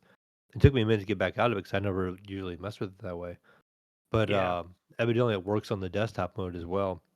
And I have a ton of Steam points. I have like I don't know, 100,000 Steam points or something like that from buying games and stuff like that. So you probably have a lot as well. And so you can get these free startup animations and stuff like that for your Steam Deck, which is cool. And then you can change it up how it starts and stuff. Yeah. So when it starts, you know what it looks like? It's got like this, like, you can see that like Steam icon. I don't know, hardly a Steam icon, but it's funny. It reminds me of something from Nintendo. Hmm. I want to say something out of a Mario game or something. I don't know what it is, but I It was like, reminds me of something like from Pokemon, like a half Pokemon. fat That's what I ball. was thinking of. Yeah. I was Yeah, like, that's what it that reminds looks me like of. Pokemon or something. Yeah. I was trying to think of what it was. Like, it looks like a Pokeball, Yeah. or half of it. But so other than that, like, so for example, as you can see, I installed Discord just for the hell of it. That stuff is easy. Again, just being in the desktop mode of things. And then it's also has Steam on here, Mayo. So that's another thing, right? So Hmm. then if I go to that Steam application, I'm not exactly in the gaming mode. I'm just more like, it looks more like what it is on my PC. Like the desktop mode, yeah. Well, yeah, like the desktop mode. I don't know, it's a little confusing for me because not very super tech savvy, and I've never installed any ROMs or anything. I never wanted to break my computer, uh, you know, ruin it or whatever. Like download some kind of viruses or something. But yeah, but yeah, I did get that installed. I just haven't like I just don't have an icon for it. But there's so much you can do to this thing, like install all the launchers. And then there's like an easy way, or a more simplified way of doing things. And then there's like the harder, kind of do it yourself way of putting launchers on the Steam Deck itself. So I'll probably go with like some of the videos I watched. I'm like, okay, I'm going to go with that easy way of what they talked about, and that the way that they recommend doing it. Um, but also, I do want to get like I probably need a Bluetooth mouse. I mean, just for stuff like that. It just Hmm. I don't know. It just trying to use my right thumb on a fucking thumbpad is like, because then it's hard for me to remember. Like, well, wait, what was what's left click? What is left click? Oh, that was left trigger. Or, L1, not left trigger. What's the right click? You know what I mean? Stuff like that. So yeah, I'm gonna wait until I get that Bluetooth mouse before I start fucking with it. Are you gonna So mess with this in desktop mode then? Is that what you're gonna do, or well, yeah, I guess like I mean, probably are you gonna get like a stand for it, or not the stand, but you know what I mean, the dock. the Well, dock, okay. yeah. So yes, I did have the dock in my Amazon cart up until about a couple of hours ago, guys, because literally like my Blue Yeti broke. So I broke that last week. I think oh, I know when it broke, guys. When Jesus remember we were gonna record last week or whatever. Because I've Yeah. noticed in my recording software, I was like, why am I all blown out? Like, I don't understand what's going on. But then I realized today before we started recording that yeah, even my the gain's not working on there. So it doesn't even show up on the audio. It just shows as kind of a default device. And after forums and reading everything, it pretty much says like you probably fucked it up or whatever. Like it just yeah. It just says pretty much get a new one. That's what it says. And That's the Blue Yeti people over there saying, yeah, just buy a new one. so the mic I'm Wouldn't it, actually wouldn't it using, be wouldn't it be cheaper to just buy like a new wire for it, maybe? I did buy it. So this is my second wire that I bought for this because I think what ends up happening is I always end up hitting it with my right hand. And if I hit it like where it connects into the microphone, it'll like actually cut out for a second. I think I just did that too many times. And I think that's what made it short out, I guess is maybe lack of a better term. Because yeah, my son was in here last week and I went boom and I hit it. Just barely touched it and it went out. But when it came back on, it just said, nope, default device. And I was like, oh, that's weird. Maybe it'll come back. So I turned the PC on the next day, was go to play games. Huh, that's funny. It's not disconnect it, reconnect it, disable it, re-enable it. Yeah. Pretty much the forums say, yeah, it's internally like the software is not there anymore. So Fucked it yeah, up, that tells me man. it's dead. It's dead. So I'm using the mic I'm using right now, guys, is the one I first started using the podcast with. So luckily I had this one in the drawer. So that way I can actually there's more stuff I can do on the PC with this, rather than trying to speak to an iPad or something or a phone. But yeah, Yeah. so I'll probably get the same Blue Yeti. I was really happy with it. Um or yeah, or get something better. We'll see how it goes. But let's see, what else have I been playing? Oh, the other thing I played on the Switch, Mayo, and bought was Wall World. Because I know Ghost Nico also has this game. We were playing it at the same time. I don't know too much about it. I think this is Ryan's game, right? I think he Yeah, played that's the the hell one out that of Ryan this. was talking about. I knew I heard the name before. Yeah, so I'm just like early on, like you start off with this machine. It looks like a spider climbing a wall, this metal machine. Uh I haven't researched, YouTubed anything, so I'm just like, all right, I guess I found a hole. I'll just get out and just start digging like a kind of like a, you know, fucking whatever. What am I thinking here? Like, I don't know, Minecraft or something? No, but it's more of a side scroller, right? So you're just like digging like Terraria, picking up stuff. But yeah, and then I think you can kind of like once you go in a little bit, you can hear your spider crawly machine or whatever getting attacked, and you have to like run back and get in and shoot the enemies off of it. But yeah, after a little bit, like I didn't hear it or whatever. So then yeah, I got destroyed. So I'll probably watch the tutorial videos to kind of show what the hell am I doing with all these items. I have no idea. But yeah, Ryan talked this game up, so I'll definitely be playing more of it. Let's see. Last week, guys, I don't know what it was, but last week I was like, fuck, I really want to get Resident Evil 4. But I knew I was like, I don't know if I want to spend the money. I really want to play it. I think I'm just waiting for that thing to come down to $20, but good luck with that, right? I've got it in my wish list. I'm always checking CD keys. But anyway, I just fired up Resident Evil 2. And kind of went back to that game and I thought, I can kind of run through this I think I could run through it pretty quick. So I just ran the whole time. I obviously didn't finish the game. Like I did the last time. I made it to the very end. But yeah, man, it just what a great game. I just remember having a lot of good memories with this game. So I'm playing as Claire in Claire's story. So yeah, I'm gonna try and beat it on Claire's story. Who was the other guy? I forgot his name. But yeah, so that's my plan for that.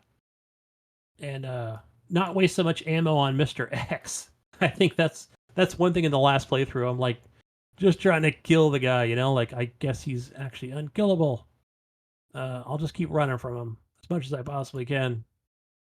So yeah, that was Chris Redfield. That's who I played the last time. I just need to get the better weapons this time. So let's see, anything else? Probably just a lot of Satisfactory.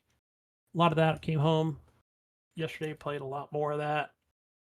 Get my creative skills up with blueprints and roads and trains and stuff like that. And get all my resources made. So unlock everything. Always tempted. I'm always tempted, guys. Like, oh man, I'm gonna cheat more. I'm gonna get better pipes and shit. Unlock more fucking higher machines. But I'm always trying to hold back on that too. So, like, no, I gotta do this stuff naturally for the most part. So even though I'm using like a ton of mods on the game, there's still limitations as to kind of what you can do. So yeah. But yeah, I think, did I play more Be Castled? I probably did. I haven't played it on the Steam Deck itself. I've just been playing that on Steam, so it's downloaded. It's ready to go, Jesus. But yeah, overall, loving the Steam Deck so far. Great playing games on the go, at work, when I'm not driving. It's a lot of fun. That's all I got, Jesus. Gunny's All right. over there on the job driving now with his Steam Deck in hand. Yeah, I know. I was playing it on Wednesday. I'm like, oh, I get like 30 minutes. Here we go. 45 minutes. Bam. Get some overtime. That's overtime money right there. Gunny's over at his job, like trying to get him to buy him a Tesla truck, a cyber truck. That way it drive itself. It'd be like I can just sit I and can't ride wait with for it and that. play. I would think we'd go to that, Mayo. I would think we'd be like, hey, driverless trucks, but you got to stay in the vehicle or whatever, in the passenger seat. That'll Well, happen. fuck, that's perfect for a Steam Deck, I thought. That'll happen.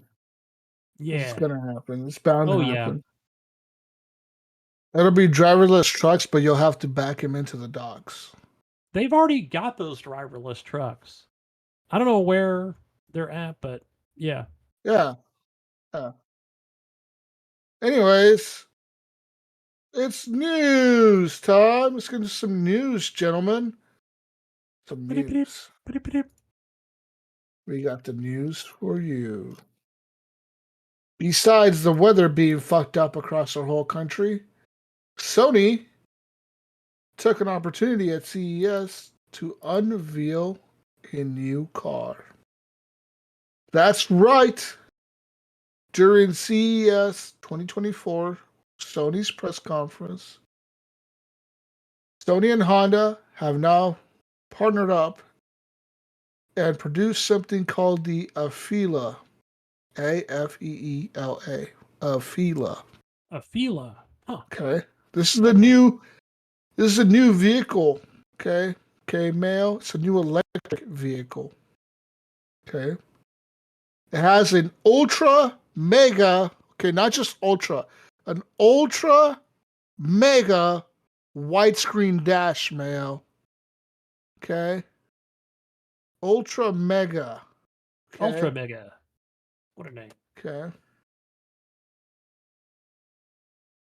And anyways, it has like a bunch of fucking shit.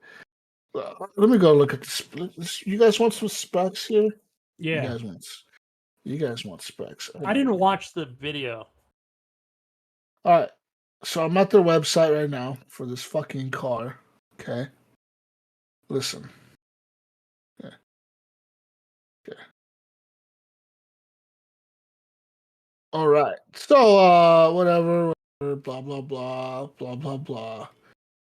So So there's going to be an AI Mayo, an AI assistant in the car with you. The back seats will have entertainment experiences with 2 dual monitors on the back headrest of the passenger and driver's seat. Okay. It's going to have noise canceling technology to make the noise from the outside not hearable, which is kind of weird. It's also going to have spatial audio, Mayo and Gunny. Spatial audio. Multiple speakers throughout the cabin will deliver mind-blowing sound.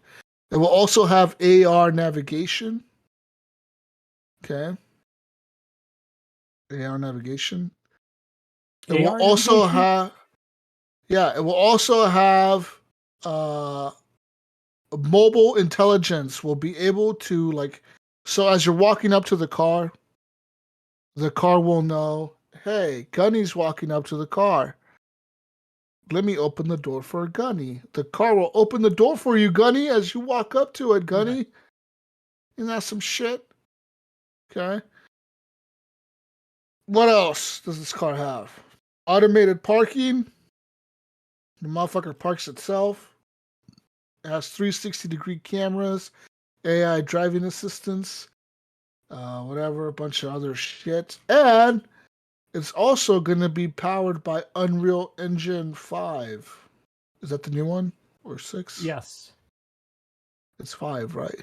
Yes. Yeah, whichever the newest one is, the newest Unreal is what it's going to be used to make the graphics on the screen work. So there you go, Gunny. Are you excited for this new car? I wouldn't mind getting one of those. How much do you think it's going to be? I'm going to say 80,000. I think so Starting. too. Sony brought it on stage. They drove it onto the stage using the PlayStation 5 controller. So there's that.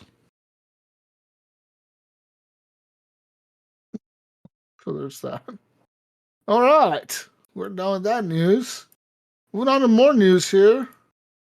Rocksteady is claiming that Suicide Squad is easily their biggest game in terms of story. Okay. Says here, so they lifted the alpha test NDAs this week. And so they said that whatever, like it's the biggest story they ever made for this game ever, any game they ever made, even like all the Batman games. So I don't know. I think this game might be kind of cool, man. I kind of want to play it. I think I'm gonna buy it. So this was the game that when they showed it off this last kind of fall, like everybody was kind of like shitting all over it. Was I that wonder the if same it'll be game I'm thinking good. of? Yeah, maybe it is. I don't know. Right? I don't know. The internet just kind of went with the torches and Yeah, I don't know, man. I don't know if it was that one or not. And they said, "Oh, we're gonna go back and work on the game more." Like even though they just showed it, it wasn't ready for like presentation. I mean, for a playable demo or anything. Their website is weird. It's like you go to the website for the game, and there's like no graphics of it. Just like pre-order. You could pre-order the standard edition or the deluxe edition, and all it has is bullet points, but it doesn't have like any like screenshots or fucking trailers or anything on the. Oh, okay, here we go. Here's the videos. Right. I don't know. It looks like a good time. Just fucking whatever. It comes out the 30th of this month, doesn't it? Yeah. Is this one of those get it early if you yeah, okay, that's what it is. If you pre-order the deluxe edition, you can play it 72 hours early. If you order the Hobo Standard Edition, you have to play on the 2nd of February. What game was this? Suicide Squad. Oh, okay, yeah. My internet cut out for a minute, and then I was able to sneak back in. It says it's Another cold. news. Doesn't want to work. Prince of Persia The Lost Crown has a character that's voiced by a text-to-speech program. That's right. Okay. The in-game character named Calyx was voiced using TTS, a popular program among streamers. So there's that. No one knows why they decided to do that, but they did.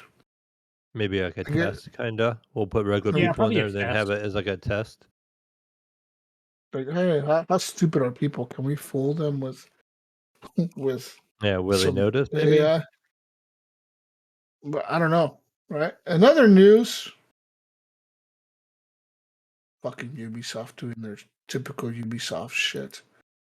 In other news, Nintendo Switch 2, everything we know. All right. After 7 years on the market, 130 million consoles sold, and more than 1 billion games sold on it, it looks like 2024 could be the year that Nintendo announces the new Switch follow-up.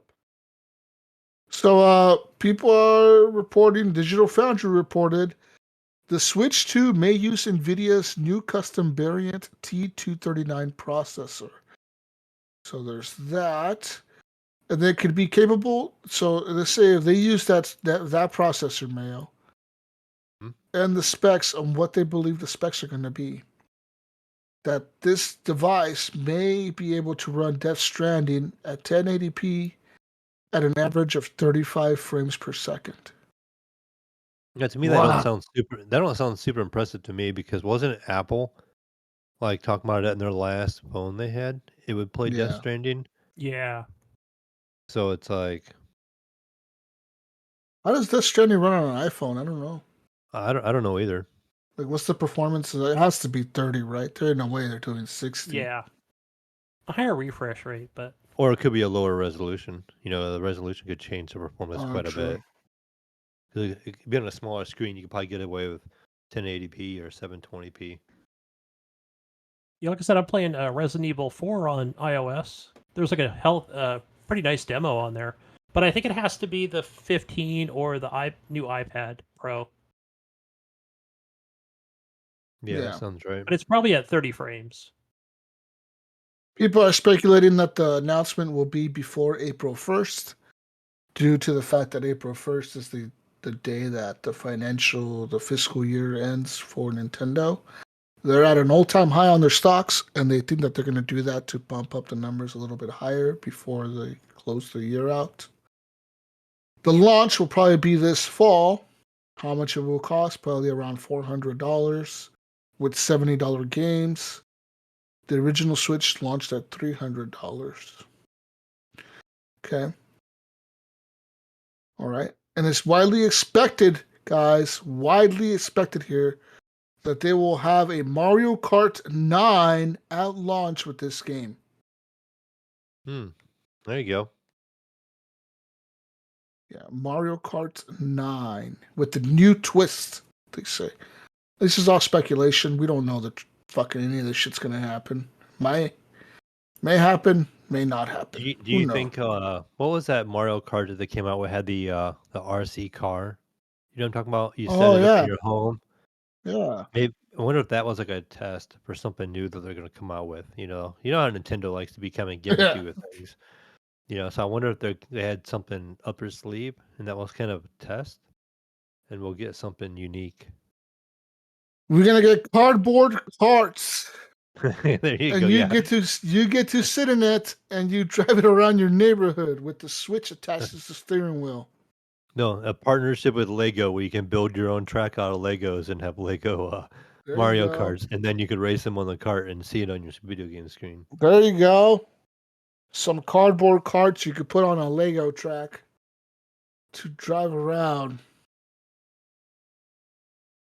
In other news, January 18th is shaping up to be a special day for Xbox gamers, as the Xbox Developer Direct is happening that day. People are expecting new information for The Elder Scrolls Online, the release of Prince of Persia: The Last Crown, and the addition of a brand new Day 1 Xbox Game Pass game. So there's that. So, Date and time, Mayo, you may be asking. It's Thursday, the 18th. That's in 3 days at 12 p.m. Pacific time. Okay, and the featured games are going to be Avowed, a game called Aura, Indiana Jones, and Hellblade 2. You guys excited? You guys excited Hellblade for? 2 is coming out. Hell yeah. Yeah, I mean, Avowed looks interesting. Hellblade looks interesting. What was the last one? Aura? Aura? I don't know what that is. I'm not sure what that one is. ARA is what it's called. Aura. I don't know. Never heard of Aura.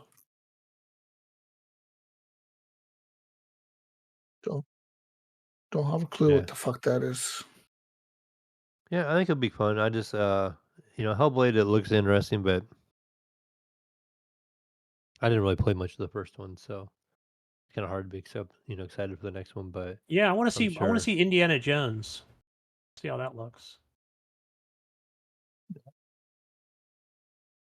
Far Cry 7 is in development, according to some people that work over at Ubisoft. But some people are now saying that the game, being open world and everything, they felt like a lot of people did not complete Far Cry 6 as they expected. So, they're going to innovate, Gunny. They're going to introduce a time mechanic to the game where you'll be constrained in timed missions to complete the objective in a certain time. I don't fucking want that. Why would you do that? Like, huh? Why? That doesn't make sense. Yeah, what is that? Is that what am I thinking of? Dead Rising? You know, like the Yeah, Dead first and Rising. second one did it. Yeah, I don't think Yep. one did it, but well, they did, but not. Yeah, it The wasn't a- third one kind of had it sometimes, but not as much. yeah, it didn't have like a short timer on it. No, it was like a pretty generous timer on it. And then most of the missions didn't even have a timer on it. I hate timers on missions, man. I want to do shit my Yeah, own way. same. Like in Avatar, I want to scout the whole base, look for every bad guy, tag them Yeah. all, and then like figure out, okay, do I want to just go in guns blazing, or do I want to fucking be sneaky, or do I want to just be sneaky till I can't not be sneaky anymore? Or what do I do? You know, like I don't want to be in a fucking time limit that tells me, oh fuck, I'm running out of time. I gotta get in there and do this before mission failed. You know, like time limit is lame, man. Why would they do that? I don't know but it's still open world. That doesn't make sense. I don't know. Open world, but time limited missions. It says Weird. Yeah, I like to see how they're going to implement that. Fucking stupid. They're probably gonna be some stupid gimmick. Oh, your character is dying. He has radiation poisoning from all the Something, yeah, pollution. like All the pollution on the planet gave him radiation poisoning. Now he's dying. So you gotta. If you don't do this in 24 hours, your character is gonna die. Something fucking dumb. you got to get more medicine. You got to get to the next storyline. Yeah. I don't know. That's gonna be weird. Yeah, because that's how Dead Rising did it, right? The first one, the second one, where Yeah, you had to get Zombrex for your some of daughter. that zombie medicine or whatever to keep her from turning into a zombie or whatever. I like what they did with like going back. I keep going back to it, but I think in the third one it was longer. But it's still, if you stayed around and fucked around a lot, like it would, and then the game reminds you, like, hey, just letting you know, people are dying here. You got to do something. Like, oh yeah, okay, let me stop doing this and go back.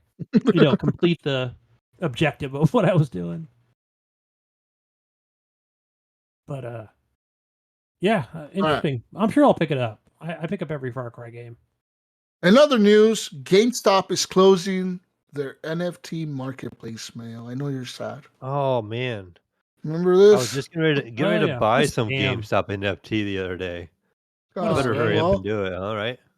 All right. Well, let's see here. Back in 2022, GameStop announced GameStop NFTs. Okay. A GameStop NFT. Okay. There was a shop that they opened up.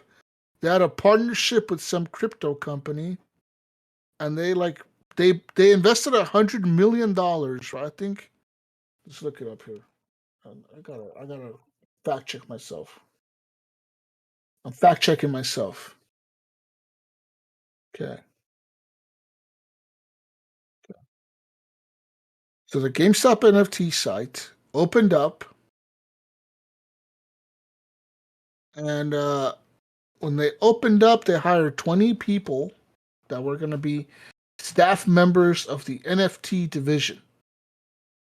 Okay, and then they said that they had plans to reduce their focus on the industry and blah blah blah and all this shit, and they entered the NFT business. Okay. And I think back then, when they first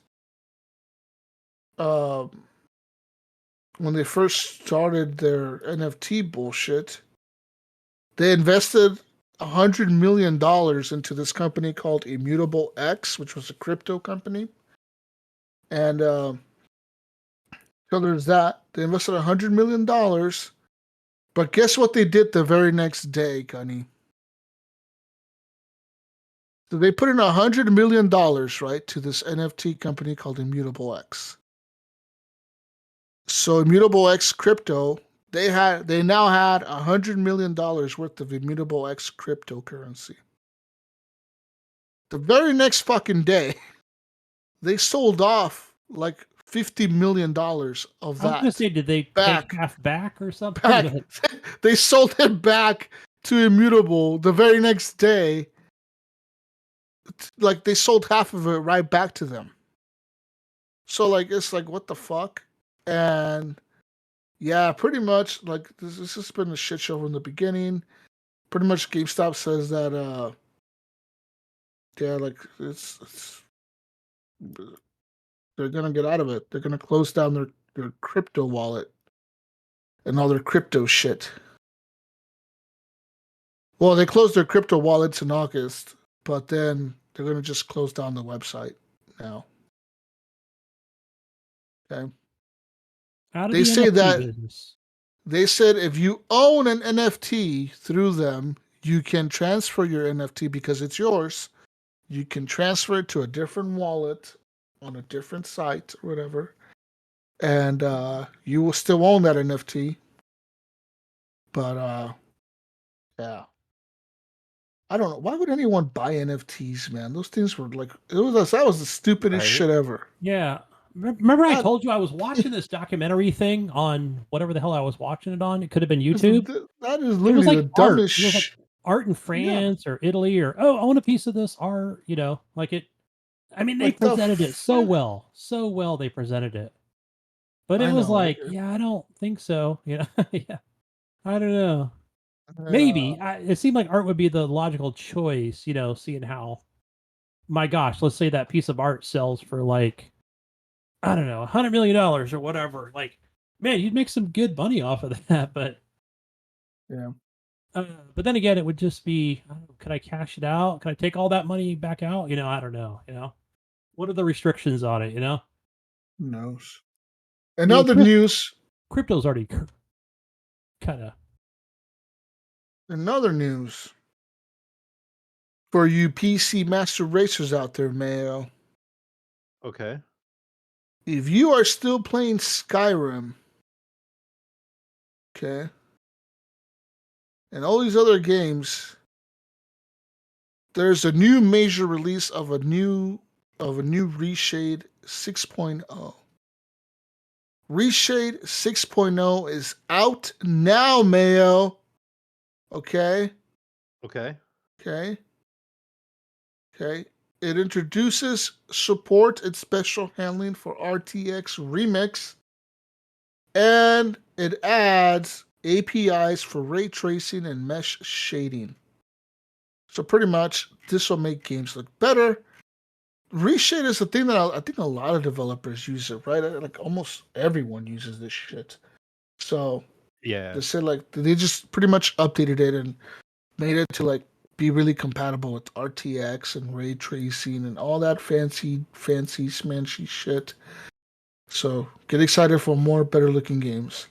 In other news, the PlayStation 5 last year,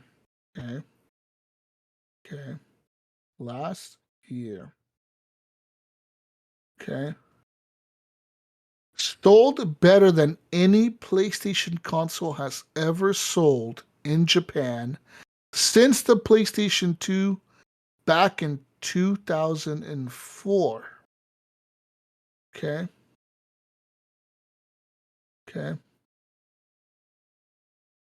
So Sony sold last year 2.58 million units in Japan. Okay. Of course, the top selling, of course, was still the Switch, which sold 4.8 million. But second place was the PlayStation at 2.58 million. Meanwhile, the Xbox. Oh, wow. Did they even reach a million? No. The Xbox, meanwhile, sold 141,712 units last year. In total, lifetime sales, Xbox has 540,107 units sold in Japan. So there's that. Meanwhile, Sony sold 74,000 PlayStation 4s last year in Japan. It's about half of what all of Xbox sold. Yeah. That's just on the PS4. So, wow. And Japan had its biggest year selling PlayStation 5, I think, since 2004. Yeah. Yeah. Yep. In other news, UK retailer Game is gonna cease video game trade-ins, Mayo. Okay. Okay. Game, the UK's biggest high street video game retailer, will no longer allow customers to trade in physical video games from next month. The chain is expected to end its long-running video game trade-in facility on the 16th of February, with remaining pre-owned stock continuing to be sold until they run out. Game staff have been told of the change and have corroborated this with multiple branches of the retailer nationwide. It's unclear when Game itself is planning to detail the change, but if you've got physical games in the UK lying around you no longer want, staff have said that there's still a month to take them in to your local game branch. Get in there, Vetterholic. Trade your games, Okay. mate. That's crazy. No more physical media. They're saying fuck you to And the Mojo. physical trade-ins. So what do you think that means? Why would they? Wow. I'm just trying to think, because I would think they'd make money off of that, right? Like GameStop makes money They off have of it. to, right? Yeah. Like, I'll give you $3 for that game you just bought last week. Like, hell yeah, they're gonna make money off of it. But I don't know, man. What are they closing down? What's going on? What are they trying to do? Less retail space? Is that what's happening? Their Smaller money. stores? Are more people digital in the UK versus the US? I wonder. That has to be the reason, right? Yeah, Hmm. they might be downsizing. Who knows? That's what I'm thinking. Yeah, because I know it's not as big as it used to be. Like, you can walk into a GameStop and be like, there's like 4 racks of like big racks of just nothing but used games. But now, not so much. More toys and plushies and stickers and all kinds of other physical gaming stuff. But I don't get into GameStop too often. Yeah. I don't know what's gonna happen at GameStop, man. I'm surprised they're still around. I am too. I'm Yeah, shocked that they're they struggled even. so bad, and then they did this NFT blunder. Like Yeah, like they just won't die. Like they just keep hanging Yeah. on. They keep hanging Well, on. when I think about it, Mayo, like, you think back like 10, 15 years ago, especially 15 years ago, when I think about like, oh, there was like 2 in my small town, 4 in my bigger town, just in my area where I don't even have the population, right? So I'm sure, like, bigger cities in California and Los Angeles and all throughout, the US, like, but I mean, obviously now, like, there's just like one in my town, one in the next town. So, Yeah, like, I'm I'm sure surprised there's eventually. one. I'm surprised there's one near me. Like there's one across the street from Best Buy over there, and I was shocked to see it there. I'm like, what the fuck? There's a GameStop here? Like, But there's a what? good percentage, Jesus. Every time I talk to I was talking to a friend. He's like, I think he's finally gotten on the Game Pass train. But he said before that, like, oh no, I have to have the physical copy. You know, yeah, I got to put the disc in it. You know, so I had to get the Series X or whatever. Or I think he went from PlayStation 4. But then I know PS5 owners like, nope, I only use discs. That's it. Yeah, everything's right there next to it. Like nothing digital unless they're playing unless they're fans of Fortnite or something, or there is. Warzone. I just looked it up. There's 16 of them within my city. Like that's counting all the little subdivisions and everything. How many? Yeah, I have 16. 16 in Columbus. That's within the Okay. whole area of Columbus. Like where I'm at in Polaris, Ohio, like it's the northern part of Columbus. I have one like just down the road. And then I know like if I go back to where I used to live, there's one there. And so they're still around. But Yeah, I mean you have to get your console right from there. That's crazy You though. When you don't think about it, you can only have get to. just consoles. You can't buy a PC from them, right? I haven't But bought anything from GameStop in years. And so I've Hey, got all my wow. consoles from like either Best Buy or I'm trying to remember where else I bought one. I think I bought one at Myers. yeah, I think I got mine from Best Buy, which I Best know Buy no Myers. longer does physical media, right? So I assume I was seeing all the empty shelf pictures. So I assume that it includes like all the games as well as the movies. Somebody can Yeah, I don't know. listen to the show can confirm that. I haven't been to a I know Best Buy in a while. I was in Best Buy the other day because I got one maybe a couple blocks from me, and I was picking up something small. I noticed at the checkout that the back wall behind the registers right there, there was like a whole. There's probably like 30 PS5s and Xboxes sitting back there of each. You know, like 30 of each, Whoa. like stacked up along the wall. Like you could just go and get one. Like Yeah, Nice. the shortage I'm like, is oh, that's over. pretty cool. Yeah, definitely. Yeah. Finally, fucking 4 years later, the shortage is over. Right Yeah. now the pros are going Yeah. to be out, Now, right? Like now the new console's about to come out. There's no more shortage, guys. We got a new console coming no out. no more shortage till the next one comes out. No, And you know nobody when there's wants going to be Yeah. a those. shortage? I know exactly when there's going to be a shortage. You know when that Yeah, when the is? new one comes out. Yeah. No.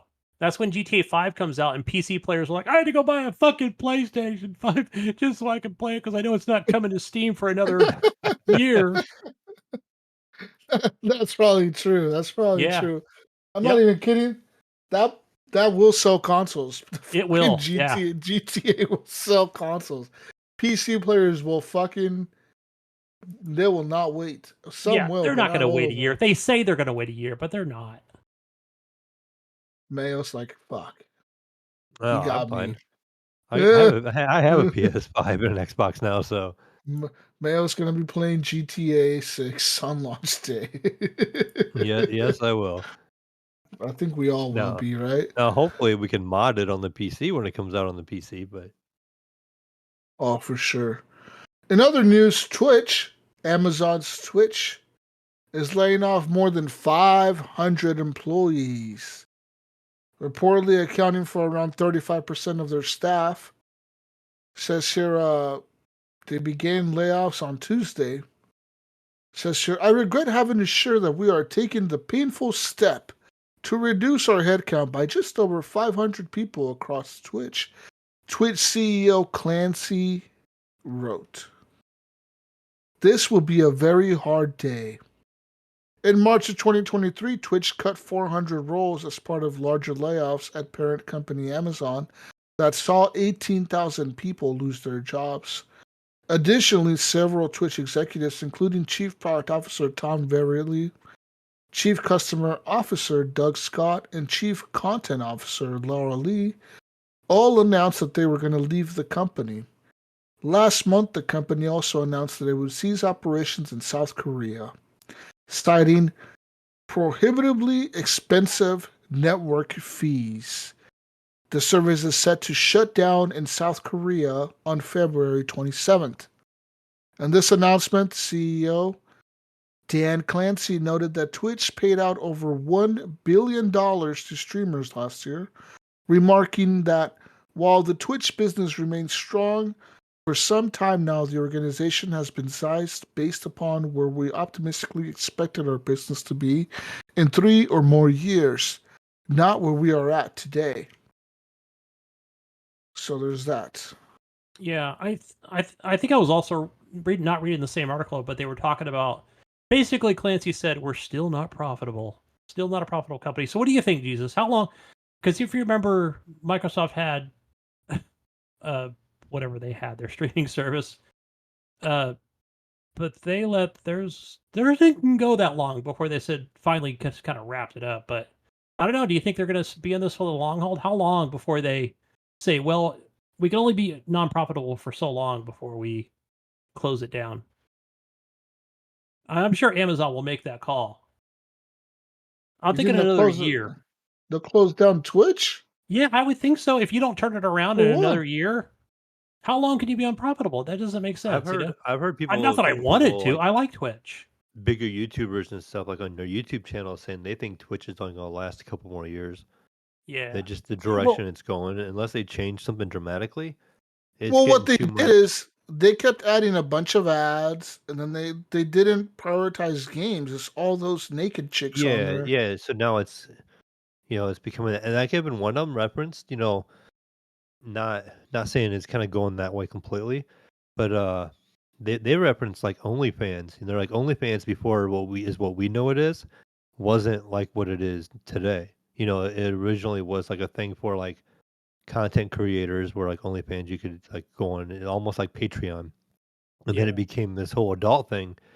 They thinking like Twitch is kind of going that direction, unfortunately, where it used to be about the games and gamers, and now it's more about girls just on there showing off whatever, and Do you think it'll get sold? You think Pornhub will buy Twitch?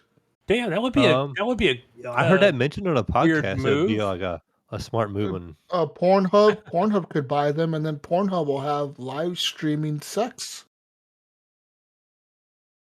That'll be a huge market, dude. Live stream sex. You just fucking live stream that shit. Don't they already have live? But then you have like the. Oh, I guess they do. Like, okay, how about? I don't know, just gaming naked. Can you do that? Can you game naked? There you go. Have Pornhub gaming where you watch people game while they're naked. Yeah, and that was actually mentioned in one of the shows I was watching. Like the YouTubers was talking about that. Like he's like they could get bought by that industry and do something like that. Yeah, they can. I mean, Xbox and Nintendo and PlayStation will not like it. Steam won't like it because they're gonna get targeted by Congress. Oh, you guys are selling sex to kids or whatever. Kids are going to fucking Pornhub to watch games. They could unassociate themselves with it, but people are just if they're just gaming, like you wouldn't have to link your PlayStation or Xbox to it. What I mean, it could become a PC only thing. You could watch it from wherever, and they can just be playing whatever. Like you can't just because somebody's on there supposedly playing Fortnite, and they're like topless or something. They can't blame Fortnite for that. Oh yeah, that would be the thing, right? That would be. But that's gonna cause a shitstorm, dude. Like think about that. It would. That would cause a shitstorm. Everybody's gonna be pissed. People are gonna be like, "You fucking." My kid was watching Fortnite, and then I see some guy's dick flopping around. What the fuck? Well, what was it? What was it like a couple months ago where they had that thing where they put less restriction, and it was on Twitch where you could have nude bodies, and they called it art, and it lasted like a day or two. Yeah, like people, that was a weird thing. People were uploading straight porn, and people were like, "Oh my gosh, it was right on Twitch," and they had to like change their policy within like a week or a couple of days. They changed their policy, like, "Oh, we know, but our bad. We can't be doing that." But yeah, they were allowing it. So basically, it's saying just the watcher had to agree to go to an adult content channel or something like that, and it had people, naked people on there and stuff. So, and it went for like 2 days. I know. Guys, I'm only on there to watch video games. Okay, if I scoot over to watch, okay, Gunny, hot tub time, it's for educational purposes only. They're content creators. They're creating content for me. Gunny trying to explain this to his wife. Honey, Uh-huh. I was just watching the Fortnites, and now I'm on hot tub Twitch streamers. Oh, but I you know what don't know has what happened? happened. You know what's We were happened? just chatting. You know what's happened several times already? So this is not like funny or bad or whatever. Okay, so for example, I could be watching one of our old community members. It doesn't matter whoever I'm watching, right? Let's say I'm watching somebody playing a war. Nipron. You're watching Nipron. Nipron. I think Nipron's done this too. So, and not this is not blaming Nipron. I'm just saying. So I'll be Oh, you watching. blaming Nipron. Okay, he's No, blaming this has Nipron happened. for this. Vengeful Jedi, Nipron, other people that Mayo's hooked me up with, that people we met through other people. Anyway, so you're watching the stream, and I know people are already thinking like, "Oh yeah, that happens." So you're watching the stream. I got the volume up, right? Whatever, and then boom, they're just like, "Well, what do they do when they go to host somebody or whatever? They switch streams." Well, it just automatically does it. You don't have to switch over. Like, it just automatically does it. So then now there's some giggly girl on there just laughing her butt off or whatever and making squealing noises, And then my wife will come in like, "What the fuck are you watching?" And I'll be like, "What? Oh no, I was watching something else." But yeah, So for reverence Jesus, I posted the article in our group chat here on the Discord. If you want to see where Twitch changes. So this is back in December. Yeah, So it was December 15th. So it's only literally a month ago this happened. that's crazy. Yeah, wow. It said they quickly reversed their policy that they went too far allowing nudity is the that headline. was so weird. I can't believe they even did that. I can't believe, because then you know what I'm saying, guys? Like, you've got a fucking policy for a reason. I'm just saying, like, it's not even a moral thing for me. It's like, okay, don't screw it up. I'm just asking Twitch, don't fuck it up, for people that actually Yeah. like watching people play games, like, don't screw this up. But yeah, they screwed up. Oh, we'll just change our policy for you, We'll work it around you. Like, I was like, what? That's fucking lame, I just think that's wrong. I think if you've got a policy, keep it in place. Don't screw Yeah. with it, Don't ruin it for the rest of us. And They another kept piece of saying, like, news. yeah, go What do ahead. you say, Mal? Oh, I was just gonna say they just that one streamer was talking about like that's why he's talking like the downfall at Twitch was just the decisions they've been making here. Like their management doesn't seem to be the best, Yeah, for I can gamers and tell. stuff, and they're just really I can kind of tell. like throwing whatever at the wall and see what sticks, kind of thing. Yeah. That's why they've been struggling. And like I said, I haven't been on Twitch in a really really long time. I don't know when the last time I was on Twitch, but it's pretty rare. And one last piece of news that I have is just Ubisoft news. So it says here, Ubisoft says here, with the pre-release of Prince of Persia: The Lost Crown started, Ubisoft has chosen this week to rebrand Ubisoft Plus subscription services and introduce a PC version of the classic tiers at a lower price. Ooh, I like that. So it says here, and a big part of it, says the director of subscriptions, Philippe Tremblay, is trying to get players like Mayo comfortable with not owning their games. It's hard to keep up with how often Ubisoft has rebranded its online portals for its games with Uplay, Ubisoft Game Launcher, Ubisoft Connect, Uplay Plus, Uplay Passport, Ubisoft Club, and now Ubisoft Plus Premium and Ubisoft Plus Classic, all names that have been used in the last decade or so. So it says here, however, a demand there apparently is, says Tremblay in an interview with GI.biz.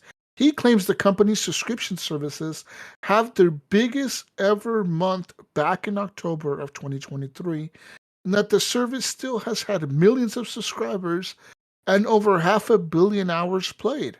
Of course, a lot of this could be the result of Ubisoft's various moments of refusing to release their games on Steam and forcing the PC players to use their services, and they're likely opting for a month subscription rather than the full price of the game they were looking to buy. But they say clearly people are still opting to use their subscriptions. But it remains strange why enough people would want to subscribe to them, and at $18 a month, it's not cheap to a single publisher's output. You can subscribe to Game Pass or PS Plus and get a broad range of hundreds of games from dozens of publishers, or you can pay significantly more to only get the games made by one single publisher. And indeed, a publisher with a very distinct style of game. Says here TV networks and movie companies have tried this, and those numbers are thinning out fast, with many already compromising by returning their shows to larger streamers. What's more chilling about all this is, however, when Tremblay moves on to how Ubisoft wishes to see a consumer shift, Mayo, similar to that of the market for CDs and DVDs, where people have moved over to Spotify and Netflix instead of buying physical media to keep on their shelves. Given that most people, while being part of the problem, also think of this as a problem, it's so weird to see it phrased as this fits some faulty thinking in the company's audience. Says here, one of the things we saw is that gamers are used to, a little bit like DVD, having and owning their games. That's the consumer shift that needs to happen. They got comfortable not owning their CD collection or DVD collection. That's a transformation that's been a bit slower to happen in video games, and as gamers grow more comfortable in that aspect, you don't lose your progress. If you resume your game at another time, your progress file is still there. That's not been deleted. You don't lose what you've built in the game or your engagement with the game, so it's about feeling comfortable with not owning your game. Tremblay goes on to say, but as people embrace that model, they will see that these games will exist, the service will continue, and you'll be able to access them when you feel like. Okay, I think that's bullshit, because at any given fucking time, when these companies feel like, oh, we're losing too much money now, Mayo. Yes. Right. How we're gonna take off all these old games now? No one can play Battlefield 4 anymore because, no one's fucking playing Battlefield 4 or whatever. Like we shut it down. You can't play it anymore. Like We're removing it. yeah, like these guys are trying to claim like, oh, the games will always be there, but no, they won't always be there because shit changes really fast in the digital world, especially with like these fuckers, Ubisoft, dude. Yeah, they did it last year, didn't they? Or yeah, it was last year where they were like, "Well, we're removing these games that nobody plays anymore." They did. I remember that. They were like, "And if you don't log into your account within 30 fucking days, we're suspending your account." I remember that shit.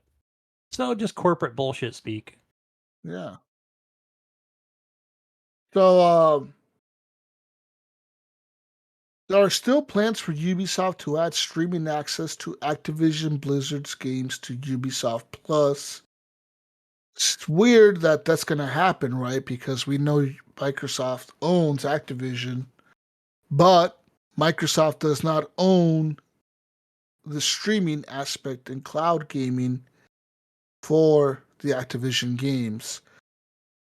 Ubisoft does. That's only in the Well, UK, that's weird, right? yeah. What? Not in the Yeah. US. Just the UK, correct? I don't know if that's the case. They might have just gave it to them outright completely.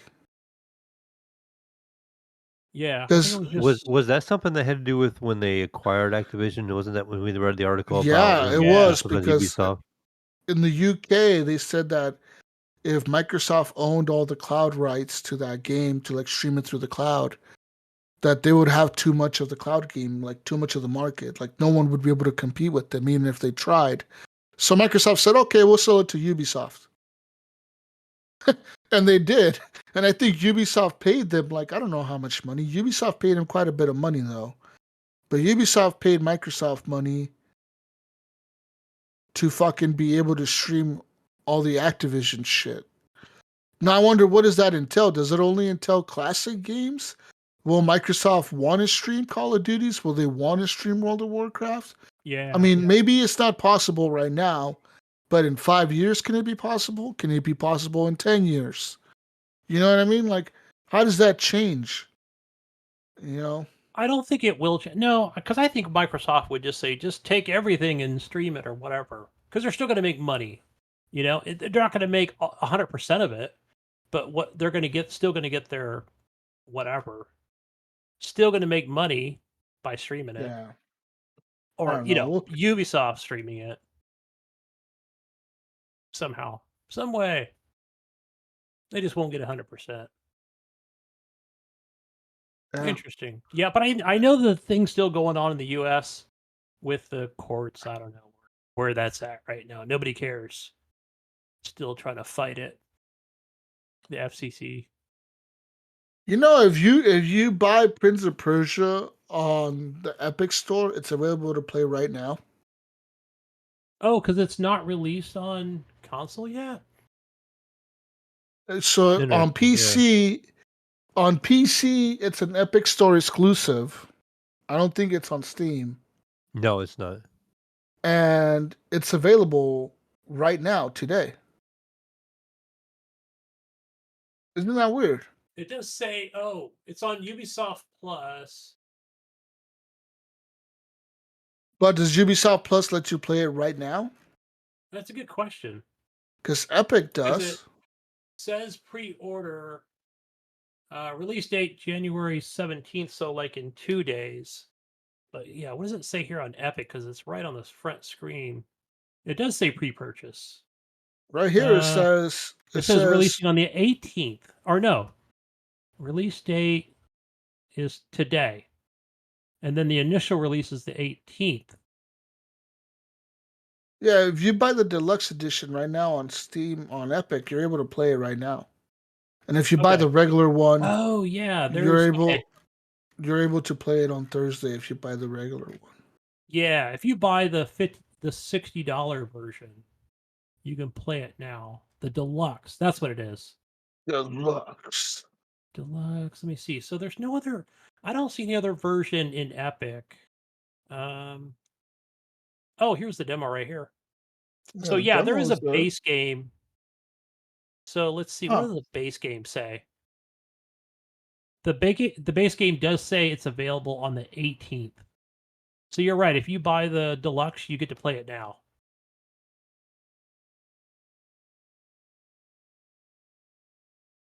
Yeah, that's what it is. All right, I'm going to add this to cart.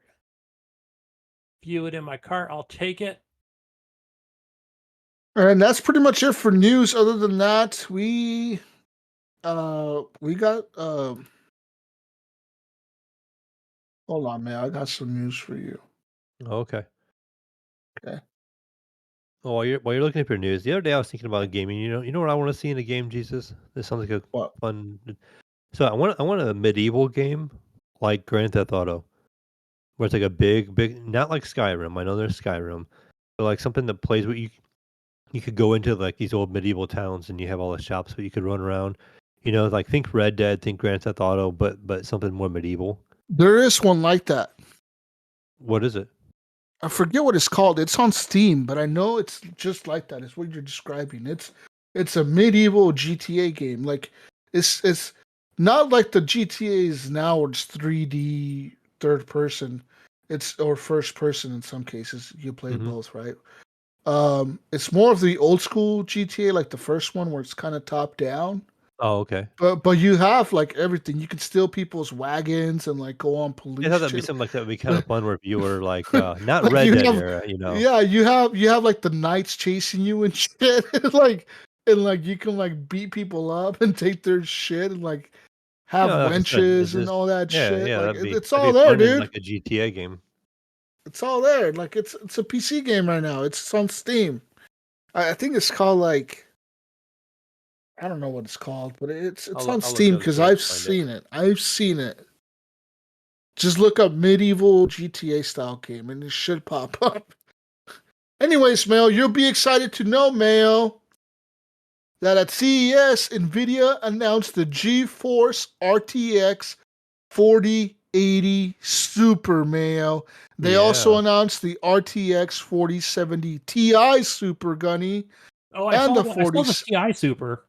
and the 4070 Super. which all supercharge the latest games and form the core of AI-powered PCs.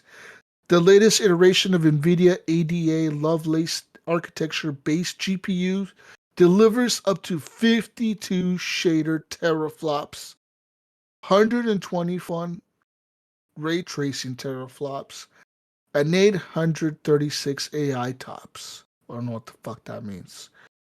Okay, let me tell you the prices. The RTX 4070 Super Gunny. I know you're looking to upgrade, Gunny. Listen up, Gunny. Starts at $599.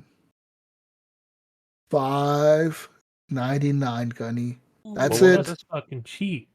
The 4070 Super. Nice, 'cause that's like I paid. So I have the 4070 Ti, right? And then I paid 900 for that. So Email, you're gonna get a deal here. You can upgrade and get the Super for $599. Or you could go ahead and get the TI, which will be a little bit more, I think. Listen. Okay. These are all. Okay, it says here that the RTX 4080 Super fully powers ray trace games in 4K resolution at 1.4 times faster than the GeForce RTX 3080 Ti without DLSS frame generation. The RTX 4080 Super delivers blistering performance with traditional rasterization. Okay, listen. The 4080 Super, Mail. I know you're looking to upgrade, Mail. why? $999, Mail. $999, Mail. Listen, Mail, but I know you're not rich, so we're gonna give you a good deal here. Okay, give The me a good deal. 4070 Ti Super, okay? This is a 4070 Ti Super, Mail. So I would go from a Okay. Ti to a Super. Okay. Okay, listen. Super high frame rates at 1440p and up to 4K. Okay, compared to the RTX 4070 Ti, it has more cores, an increased frame buffer to 16 gigabytes, and a 256-bit memory bus, providing a significant memory bandwidth increase to 672 gigabytes per second.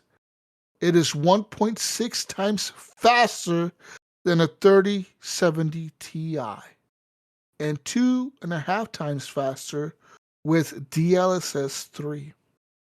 This mail, the 4070 Ti Super, could be yours, mail, beginning January 24th, mail. Okay, need you to line up at your local Micro Center for $799, mail.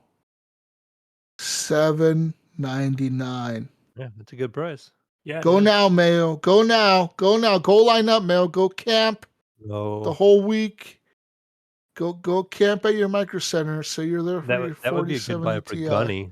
I don't think I need to go from a Ti to a Ti Super right now. Mayo, Yeah. Mayo, how dare you? Okay, how fucking dare you? This thing is 1.4 times faster than the 3080 Ti, okay? How much faster is it than the regular Ti? I don't know. It doesn't say. Yeah. So I'm gonna be paying what, $700 for maybe a couple percent faster, maybe. Just let you guys know the new GPUs are coming out. Like I said, Yeah. 4080 Super, 4070 Ti Super, 4070 Super. Jesus, Did I? that you were talking about upgrading a little while ago. Yeah. There you go. Maybe I should pick one up, huh? They're not expensive. Yeah. Man, get myself a 4070 Ti Super. That would be nice. But aren't they? Didn't they? I've seen some ramblings online about the 5000 series coming out. Well, that probably won't be till next January, right? Yeah, probably. It'll probably be coming this coming January. Yeah. Or not January, but July maybe. It's usually like in the summer, I think, when they come out. Oh, you think Like so? mid-June. Oh Yeah. yeah, because this is like the mid-gen upgrade, right? This is like the Yeah. supers. Yeah, you're right. Yeah. So the supers are a little bit better than the TIs, and then they'll have the next ones come out probably this summer. I found that game you were talking about, Jesus. It's called Rustler. Rustler. Yeah. It is on sale right now on Steam for $7. Yeah. I told you they have a game that's on there that's like a GTA game.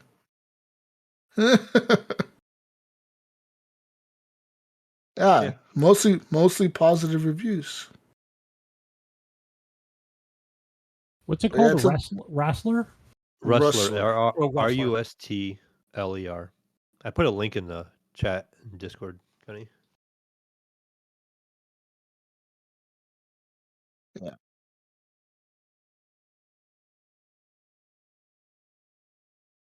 Yeah. It could be interesting. But yeah, I thought of that the other day. I was thinking about GTA and like they haven't made one where you can just run around in like a medieval, kind of like Fable kind of thing. You know, if you had like That'd be just cool. craziness, like just the crazy things that like they've done in like Red Dead with like this, what was it like the UFO and like what was it? Isn't it like a Sasquatch or something like that? It Yeah. appears or like can you imagine if they did stuff like that with like medieval like That'd be random cool, man. creatures and stuff You that could you would have deal like with a and like a siren in the fucking water. You could have a fucking Alexander show up. You could have all these crazy like knights show up. The Knights of the Round Table and shit. you All could that just shit. You be could have all that dumb shit in there. you could be like just like I don't know like this bandit or whatever in this old town and you just run around and do whatever you want kind of thing. Yeah, and then you become a king or something. I don't know. Be kind of cool though. But that's all I have for news, gentlemen. There's no more news. All the news are done. There's no more news. No more news. I do have one news item, Jesus. Uh-oh. I briefly talked about it. Well, I talked about it last week. I put it in Messenger. It was more of a think of it as more of a short podcast thing we had going on, but these are just clips of us talking and stuff. But anyway, so and this is just more from the Xbox community or some of the non-toxic people that I follow on the X, some of it on YouTube. But anyway, so it was just like the rumor that Xbox might be uh, bringing a game over to the PlayStation 5. And I don't know where the rumors came from. And again, this is going from, Jez Corden, people like that. So, but nothing too crazy or too far out there. And nothing is confirmed, right? A lot of it's just rumors. But it's funny just like how it brings out the worst in people.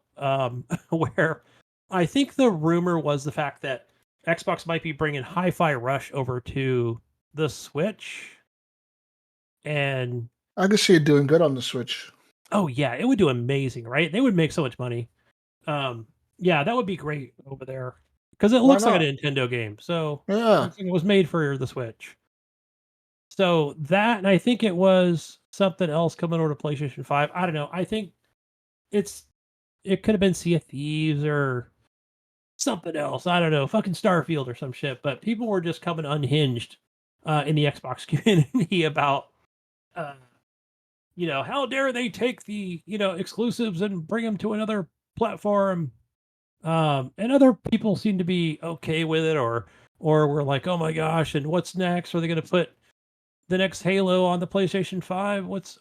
Where's my Spider-Man? Give me Spider-Man on my Xbox, But yeah, it's not even like a thing yet, But interesting enough, if it becomes true or whatever, I would like to see, I guess from my perspective, where I think, well, why would they do that, right? When Phil Spencer says, hey, those games live on Game Pass, that's where they live. And if Game Pass goes there, then that game goes there. So I don't know why they would say the rumor of that game going over there, but not bring Game Pass to the Switch or whatever. So interesting. I think interesting to see if it's true or how if they just make this one just an exception or yeah. Just wanted to throw that out there.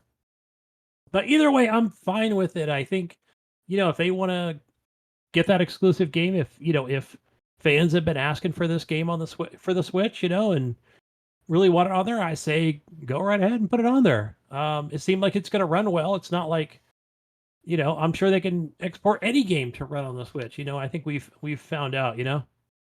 Yeah, it takes money, right? Though, right, to port that over. So, yeah, if the fans are asking for it, I say give it to them. Why not? As far as the PlayStation, who knows? We'll see. we'll see how that goes. Maybe they do a trade off.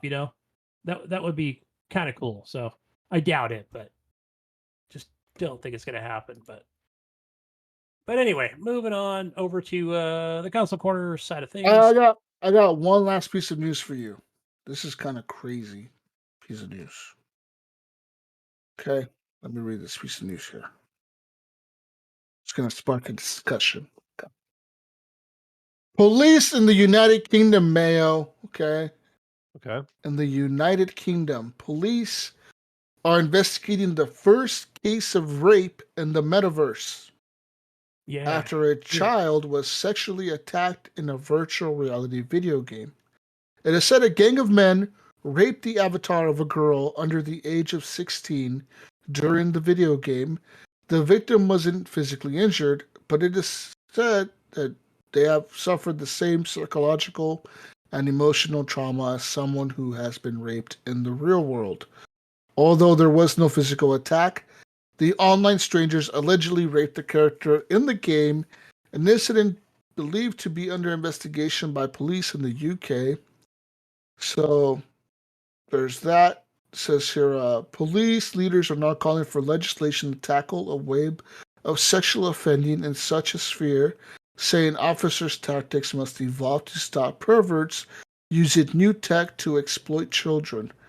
However, this landmark case has prompted questions about whether police should be pursuing virtual offenses. It's unclear what game the teenage girl was playing at the time of the alleged offense. However, there have been a number of reported sex attacks on Horizon Worlds, a free VR online game run by Facebook's owner Meta. It says here, Nina Jane Patel, a psychotherapist who conducts research on the metaverse, has described a surreal nightmare of being gang raped in Horizon venues. It says here, and the National Police Chiefs Council Child Protection and Abuse Investigation lead, Ian Critchley, warned the metaverse creates a gateway for predators to commit horrific crimes against children. We know offenders' tactics to groom and commit offenses are constantly evolving.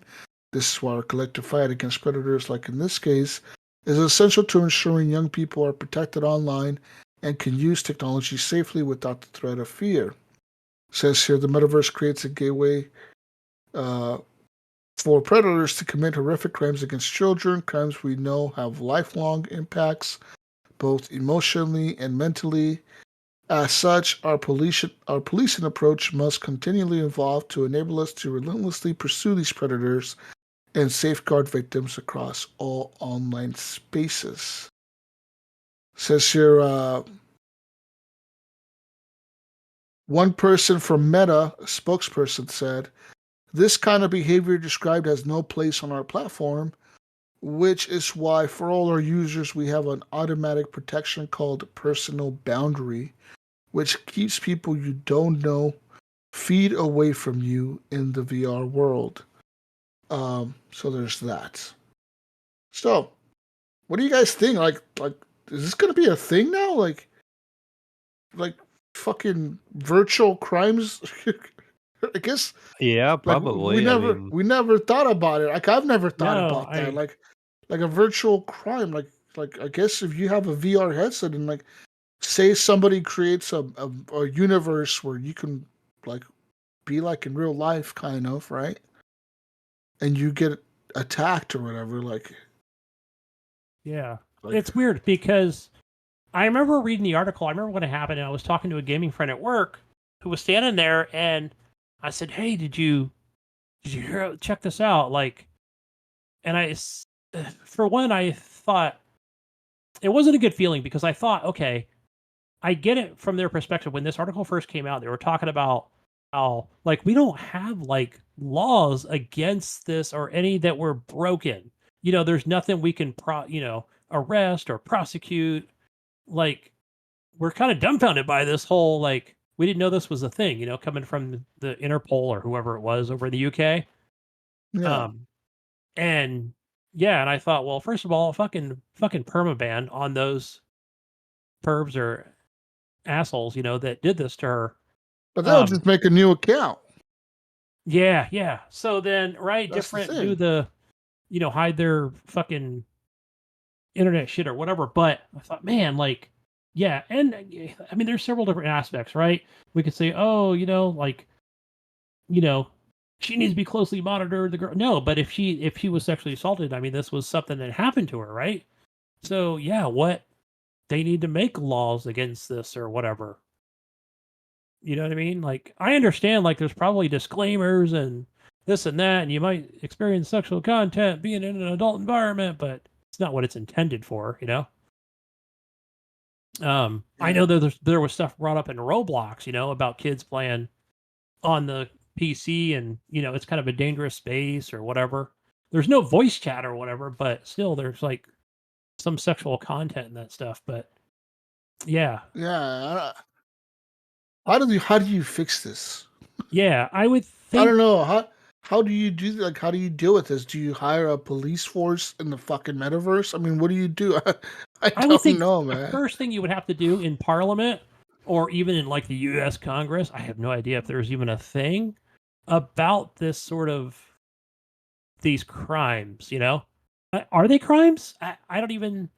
In my mind, they are like. Well, they are. I mean, mean, the only. If you had a bunch of men telling a child in public at a bus stop how they're going to rape that child, would you not call the cops? That would be attempted rape, right? Like, that would be a crime. Or something, right? Yeah, it would be like a crime for something, right? Or if they put their hands on her or whatever, that's a crime. A minimum harassment. So yeah, sexual harassment, right? I mean, there's crimes against that. But yeah, what about online, like on the internet? Yeah. Yeah, I mean, I'm sure they reported it to whoever it was in the UK that they reported it to, but then they probably looked at it like, yeah, there's there's nothing we have here is in our code enforcement or book of laws, but I don't know how you're gonna deal with that. That's a whole can of worms you're gonna have to figure out. That's something else, That's insane to me. Like, because it never crossed my mind that could happen in the virtual reality, but it can. Like, crimes, not just that, but like any kind of crime. You could be beat up walking down the street. You could be robbed. You could be ganged up on. You could be driving your car in the fucking VR world and someone carjacks you. Like, all kinds of random shit could happen, right? Like, literally every kind of crime could happen if you have a VR world that's like real life where you can own a house and whatever the fuck, and you're in VR and someone could just rob your shit. Like, I'm looking at this game, Jesus, on YouTube. It looks like it has these like adult looking characters, but it's like definitely a child's game. But all the characters are adults. But yeah, weird. Yeah, I don't know, man. It's, like what's gonna happen, man, when we all have VR jobs, okay, and you're going to work and you get beat up by some gang of fucking thugs that want to rob your fucking avatar's clothes or something. Yeah, or make you sexually violate you or something. I don't, right? Your virtual character. Like, how the fuck? What do you do? I mean, what do you do in that situation? I guess there would be like a cyber crimes division. I'm not sure what the penalties would be. That's why the metaverse will never work, dude. It will never work. The universe will never work like that because you fucking have a fucking people working for money and trying to live real life with the money they make online, when someone could just get in there and hack your account and now you lost all your money that you worked for. Like, it's never gonna work. Yeah. We're not ready for Ready Player One, guys. We have too many criminals. Too many people that would hack your shit and steal your information and steal your fucking data, steal your account. Next thing you know, you're fucking fucked. You can't make it to work because someone stole your character. Like, oh, sorry, I can't make it to work today. What's the reason? Well, my avatar got hacked and I can't fucking, like, I don't have an avatar anymore. Yeah. Right. Can I borrow one? That? Yeah.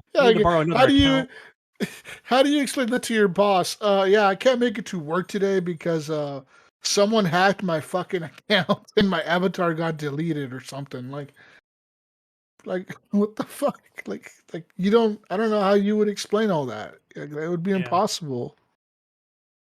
Right. My internet's So down, but yeah, that would be the valid one. But yeah, I don't get it, man. I don't know. yeah, I'm sure there'll be a lot of that going on, right? And but people like us, we'd safeguard it pretty good. Like, we'd know the dangers of Trust me, man. If criminals. hackers want to get your shit, hackers will get your shit. Oh, they will. Yeah. What's gonna happen when one hacker group steals everybody's information and just holds everybody's shit hostage? Yeah, that'll happen one day. I'm thinking they're going to get into the banks one day and just nobody will be able to get it out. That's the scariest part for me. No, Like, no. nobody has money because everything's fucking locked up. Oh, sorry, like Right. we don't know how much. Yo, you had $1 million in your account? We don't know because now it says 0. We don't know how much you had. You know, like how do you safeguard that? Oh, you have a checkbook that you were writing your information in? Well, your checkbook could be forged or whatever. Like you could be lying. Like Hey, and people don't really take checks anymore. Like, especially when we talked about this before, right? You go to the grocery store. You go to, well, the grocery store, right? You can still pay with a check, but they only scan it, run it through a scanner, and then they just hand you the check back. Like, what? Yeah. No, we don't take those, but it's accepted. Still scan. We kind of took the technology for you, but everybody's so got a weird. digital card. It's the So world we weird. live in, people. The future, man. We're going forward. It's the future your kids have to look forward to. Right. But I know Some- Apple's still going forward with their headset, which is out this month, here in the next week or two. What do you think their headset will be like? I don't know, man. What's the way to fix that? There's no way. The metaverse just won't work. Now that we're thinking about all these crimes, it's never gonna work. Okay, Jesus, I went to Santa Clara this unsafe. weekend, Silicon Valley, the heart of Silicon Valley, and Yeah. I was over there by Microsoft and not super close to Facebook, but YouTube and Google and Android, all that shit down there, right down there by the Levi Steady, home of the 49ers and all that. That's where all that stuff is. Who am I thinking of? Not Nvidia, but yeah, there's Tesla and who makes the hard drives?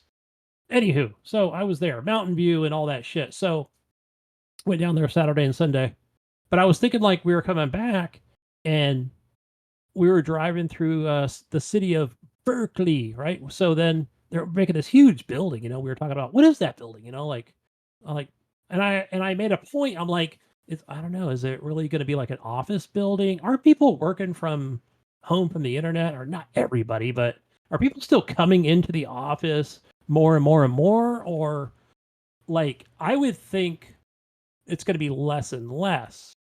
So yeah, interesting to see. Are we going to fill up more office buildings or just make more? As more of these virtual headsets come on, that would require less time in the office. So we'll see less of those, I would think. Interesting, I'm just, yeah, be interesting to see how that plays out. So, hey, as a driver, I like to see less people on the road going to work. Okay, stay at home, work from home. But no, I need those people to come out and shop. So, Yeah. Who knows? but yeah, that Anyways. headset was like $3,500, I think, right? Yeah. I think it's expensive. Ooh. Anyways, I guess we'll move on now to the end of the show. All right, guys. Moving on over to the Xbox, or no, just the console corner of PlayStation Plus. Mayo, anything different here you've got here from a Plague Tale Requiem, Evil West, and Nobody Saves the World? I don't have anything up. I thought I seen some new ones the other day. I thought I seen Tiny Tina's on there. Yeah, was that over? That's over in the as part of their Plus, like their monthly Plus games. package. Yeah. I'm trying to sign in real quick here. But anyway, moving over to while you're doing that Xbox Game Pass, you do have for what's new on there. You've got Super Mega Baseball, so I believe that's on both console PC. We Happy Few I barely played an hour of that game. I don't know if it's any good. And also Resident Evil 2. That is actually out today. Funny enough, I was playing the hell out of that game last week, just trying to run through it. But yeah, Resident Evil 2, the remake, amazing. It looks really good.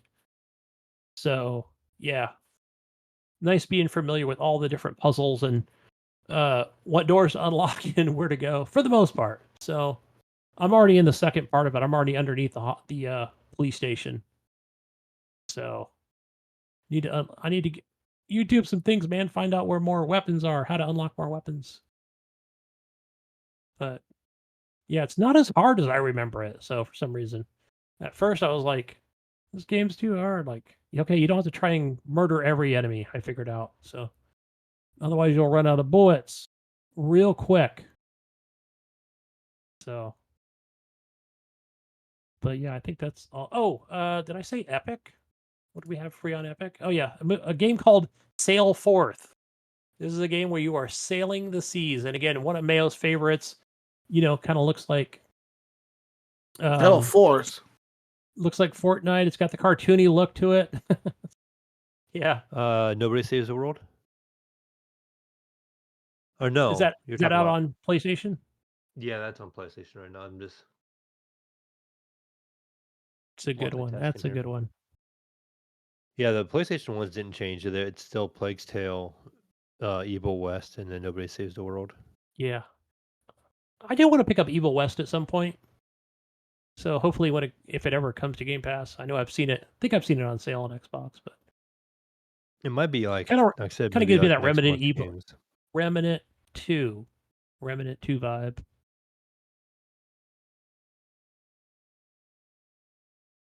Looks pretty cool. I don't know if you can play co-op or if it's just single player. No, I take that back. It is co-op. Yeah, I think it's up to 3 players, 3 or 4. I don't know. Now I'm getting it confused with Remnant 2. So we'll see. But other than that, that's all I got, guys. I think we're finished here. Go all right. Go find me on the Steam Deck. Over on Xbox and Epic and all that as Gunny Chief. And over on the PlayStation 4, playing Spider-Man and Days Gone as HGP_Gunny. Where we find you, Mayo? You're gonna find me everywhere as the Mayo or the Mayo One over on Discord, PS5, Xbox. Pretty much everywhere. What about you, Jesus? All right. Find me on everything as Jesus Walks Loud. I'll be playing some more Call of Duty, trying to get to that 1.2 million XP mark. It's a lot of XP. I'm gonna get there, Mayo. Yeah, good luck. Good luck. Doing it all tonight? You're pulling all nighter? 60 matches. That's a lot of matches. You're gonna be pounding the Mountain Dew and the and Doritos. Mountain Dew and Doritos. Yep. Fuck. That's too much. Too much. But hopefully we can get some stuff going. Anyways, peace out, Brussels sprouts. We'll catch you on the next edition of the Horrible Gamers Podcast. We're out of here. Bye, everyone. Bye. Bye. See